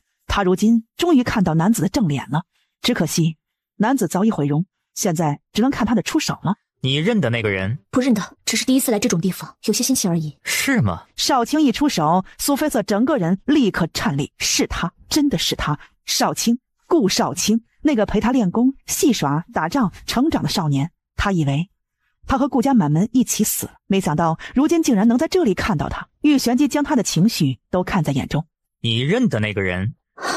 不认得。不等他反应，玉玄机已经掐了他的脖子，将他整个人推了出去。没人能骗过本都。怎么办？玉玄机的性格时而暴力，时而又看似友好，他真的摸不准他会不会把他丢下去。胸腔里的空气越来越少，苏菲瑟的脸都被涨红了。怎么办？应该怎么回答？告诉玉玄机真相。他曾经刺杀过玉玄机那么多次，也是玉玄机唯一可以称得上对手的人。要是玉玄机知道他没死，会不会直接杀了他？可就算他说谎，也骗不过玉玄机。被揭穿以后，下场只会更惨。不认得，只是觉得他的背影有点像儿时的一个玩伴。玉玄机眼中戾气缓缓退去，手上一用力，就飞身把苏菲瑟拎回了座位。这个人本都要了。要了？这是什么意思啊？难道玉玄机想要顾少卿的命？9000岁不过是个小小的角斗手，你又何必与他置气？能让丞相府三小姐求情的人，会是一个小小的决斗手？果然是关心则乱。这个时候给玉玄机求情，简直就是火上浇油。就在苏菲瑟思考着应该怎么把顾少卿从玉玄机手里救出来的时候，比赛场上已经只剩下顾少卿一个人了。他就知道顾少卿一定不会输的。先别高兴得太早，后面才是真正的好戏。比赛场上两边铁门又再一次打开，这次出来的却不是人，而是两只饿到极致的老虎。苏菲瑟脸色瞬间刷白。小东西，你觉得谁会赢？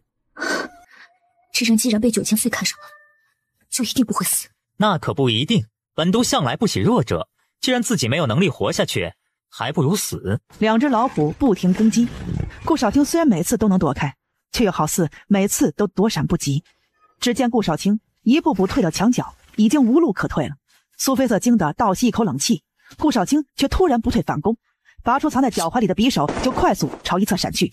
其中一只老虎突然高声嘶吼，没人看清顾少卿是怎么做到的。老虎已经没有声息了，两只老虎死了一只，另外一只察觉到同伴的死，一定会更加愤怒，也会对顾少卿更加警惕，所以接下来才是最危险的时刻。而顾少卿闪躲的动作越来越缓慢，杀了一个人，杀了一头老虎，他的体力已经快透支了。怎么办？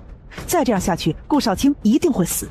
不行，他不能在这里坐以待毙，他要去救他，就像以前他们俩一起上战场杀敌一样。想到这里，苏菲瑟立刻抄起侍卫腰间的刀，就要朝比赛场跑去。你当真那么在乎这个人的生死？是。好。伸手，侍卫立刻将弓箭递上。苏菲瑟不明所以，却见玉玄机搭箭拉弓，对准的方向竟然是顾少卿。玉玄机！可他的话音才落，玉玄机已然松手。苏菲瑟全身颤抖的几乎碎去。曾经在一天之内失去全世界的他，如今再也无法承受这种离别了。为什么？为什么连他唯一的也是最后的亲人都要剥夺？是他这个害死亲人害死朋友的灾星，最该死的人应该是他才对。苏菲瑟摇摇欲坠地站在观众席边缘，闭上眼，整个人就猛地朝外面仰去。再见了，玉玄机。就在这时，腰间突然一紧。为了他，你竟然可以去死？我不愿意见任何一个人因我而死。你手上染的血并不比本都少。我不过是丞相府的庶女，怎么能与9000岁相比？本都也从不知道丞相府的三小姐竟然与顾家旧部顾少卿有如何深厚的感情，不仅可以并肩作战，还能一同受死。既然你早知道他的身份，又为什么要杀他？我本以为你虽然手段狠辣，却还算是个君子，没想到你竟然会因为你与顾卿的旧怨牵连顾少卿。玉玄机，我看错你了。你怎知我与顾皇后有旧怨？莫非你就是他？哼，9000岁是魔杖了吗？我是水，您看不清。这9000岁莫要把所有人都当成傻子，你有办法知道的，别人同样有办法。他双手紧紧将他禁锢住，身上奇异香味越发浓厚，闻得苏菲瑟有些天旋地转的晕。你从来不是个傻子，这个人就送给你了。苏菲瑟愣了半晌，赶紧转身朝比赛场看去。只见顾少卿满身是血地站在原地，而他身前还躺了一只被箭射穿的老虎。顾少卿的目光朝这里看来，似乎是惊讶竟然有人会救他，而苏菲瑟更是惊喜地想抱住玉玄机尖叫。这个人总是能做出一些让他猝不及防的事情，不管是想救他还是想杀他，每一次都准确击中他的内心，让他方寸大乱。对不起，刚刚误会你了。本都就是个十恶不作的大奸臣，三小姐何须对不起？玉玄机，如果有一天你遇上危险，我也会舍命去救你的。本都不会有那么狼狈的时候，就算有，也轮不到你来救。真是个傲娇的太监。人，你是现在带走，还是一会儿本都给你送过去？还是我自己带走吧，就不劳9000岁大驾了。侍卫将顾少卿带上来。你这位姑娘，刚刚是你救了在下？不是我，是他。顾少卿看到玉玄机，眼中恨意立刻迸发，连看苏菲色的眼神里也不由多了几分惋惜和鄙夷。小的不过是个粗人，不敢让9000岁破费，还请9000岁收回成命吧。要救你的不是本都，是他。本都送出去的礼从未收回过，你若不愿意，从这里跳下去便是。顾少卿，跟我走，你要的宏图大业我有。跟我走，你要的宏图大业我有。我是丞相府的3小姐，苏菲色。刚刚那句话只有他和顾少卿知道，他也绝对相信顾少卿不会忘记。多谢苏小姐救命之恩，苏小姐若不嫌弃，顾少卿定当肝脑涂地，为您赴汤蹈火，在所不辞。3小姐的魅力果然很大，一句话就让顾少将军臣服了。时候不早了，人我就带走了。见玉玄机点头，他赶紧带着顾少卿离开。桑子，去安排一辆马车来，我和少卿沿途走，你一会儿追来就行了。是。少卿，你还好吗？是你吗？是我。苏菲色点了点头，将借尸还魂成丞相府3小姐和这段时间发生的所有事情都告诉了顾少卿，当然也包括了玉玄机对他的好。没想到顾家满门被灭的真相竟是如此，可怜顾家击败后到死前还想不通自己到底做错了什么，会招来这等杀身之祸。少卿，你放心，顾家的仇我一定会报的。既然阴差阳错的我成了仇人之女，我就会好好把握机会击溃丞相府。等丞相府覆灭，苏静柔再无靠山，也就是他的死期到了。青儿，不，菲色，辛苦你了。如今我已经有了掌家的权利，也算是成功了一小步。只要能为顾家报仇，什么苦我都能吃。可玉玄机真的能相信吗？少卿，把命交给我，你相信吗？我的命本就是顾家的，你随时可以拿去。我也同样可以把命交给他。我们的小丫头长大了，若有一天她欺负你，你尽管告诉我，我在城外还藏有一支顾家军，人数不多，也就不会任你被人欺负。顾少卿的这句话好像有哪里不太对劲，不像是说仇人，反倒像是在说他夫君。玉玄机是个太监。太监又如何？你若喜欢，到时候讨个男宠进门就行了。你刚刚说你在城外还藏着一支顾家军？你入宫以后，顾将军怕我无聊，就给了一小支军队让我去城外练习。也正因为如此，我才能逃过一劫。有多少人？7000。7000，那么多人的衣食住行，你是怎么解决的？顾家军在京城的声望向来很高，有很大一部分人百姓都认得。为了避免被认出来，我只好把他们分散安置在城外的山谷里做些手工活，剩下那些鲜少露面的就和我一起出来赚钱养大家。所以你到决斗场来搏命，就是为了赚更多银子养顾家军？那你的脸？我的脸是我自己毁的。我身为顾家的少将军，怎么能让士兵出来赚钱，自己则躲在山谷里？主要这活又能赚钱，又能练功，何乐而不为？更何况我的武功那么好，那些人根本不是我的对手。答应我，以后不要再冒险了。银子我会筹备，你只需好好练兵，不要辜负爹对你的一片期望。不行，你一个人在丞相府里，我怎么能放心？我要跟着你。可是顾家军，我一会儿就回去，把你还活着的好消息告诉大家，然后选几个人出来帮忙管理顾家军的事情。你就放心吧，顾家军生前对大家那么好，大家都指望着能有机会帮顾家满门报仇。代我谢过大家，大恩大德我一定不会忘的。既然你心意已决，那就快去快回，丞相府那里我自会安排。小姐，不好了！奴婢刚刚回来的时候，看到顾公子被人给抓了。什么？被谁给抓了？是青楼的人。他们说顾公子在青楼里睡了姑娘，没给钱，所以要把顾公子抓起来送官。苏菲色却不相信的摇了摇头，不可能！以他从小和顾少卿一起长大，对他的了解，他是不可能去怡红院那种地方的。小姐，您若是想救顾公子，可要动作快点，否则顾公子见了官。走，去青楼。是。小姐，就是这里，奴婢亲眼看见顾公子被抓进来的。香雪楼？怎么可能？苏菲色大惊失色，几乎不敢相信自己眼睛。这里从外表上看是普通青楼，实际却是宋灵修手下一个秘密据点，专门收集消息和培养杀手。他当年帮宋灵修办事的时候，经常来这里。桑子，你在这里等我，我先进去看看。哎呦，这位公子长得可真俊呢。你们秦嬷嬷呢？原来公子还是常客呀，不知您要点的是谁的牌？就算秦嬷嬷不在，我们也可以帮您安排的。我就点秦嬷嬷的牌。这位公子，您是说笑吧？你觉得我像说笑吗？叫秦嬷嬷出来，就说本公子来砸场了。砸场？秦嬷嬷这就下来了，不如公子先坐在这里等一等。等？哼！秦凤娇，你给我出来！这位公子，我们香雪楼是开门做生意的，不想得罪人。您若有事找秦嬷嬷，就在位置上先等等。你若是想闹事儿，那就别怪我们几个不客气了。哼，就凭你们，恐怕还不够格。大汉被苏菲瑟这么一挑衅，立刻对视下就朝他扑去。苏菲瑟抓过大汉的手，就是一个过肩摔，又猛地一踢桌子，直接砸翻2个大汉。香雪楼若有得罪的地方，还请公子息怒。苏菲瑟转头看去，竟是香雪楼的头牌嫣然。他猛地抓过嫣然，就掐住他的脖子，这才又高声喊道：秦凤娇，我数3下，你若再不出来，我就掐死他。公子有话好好说，秦嬷嬷很快就来了。1，苏菲瑟根本不理会嫣然的求饶，反而加重手上力道。2，哎呦，这位公子是怎么了？还把我们嫣然给弄哭了。您别生气呀，有话我们好好说。哼，秦凤娇，你终于肯出来了。秦凤娇愣了愣，这京城里知道她真名的人可不多。公子说的这是哪门子的话？我刚刚在后院忙，这不，小二才禀报我就来了。您看，我这都来了，您是不是把嫣然先放了？不知能否借秦嬷嬷的地方谈点正事？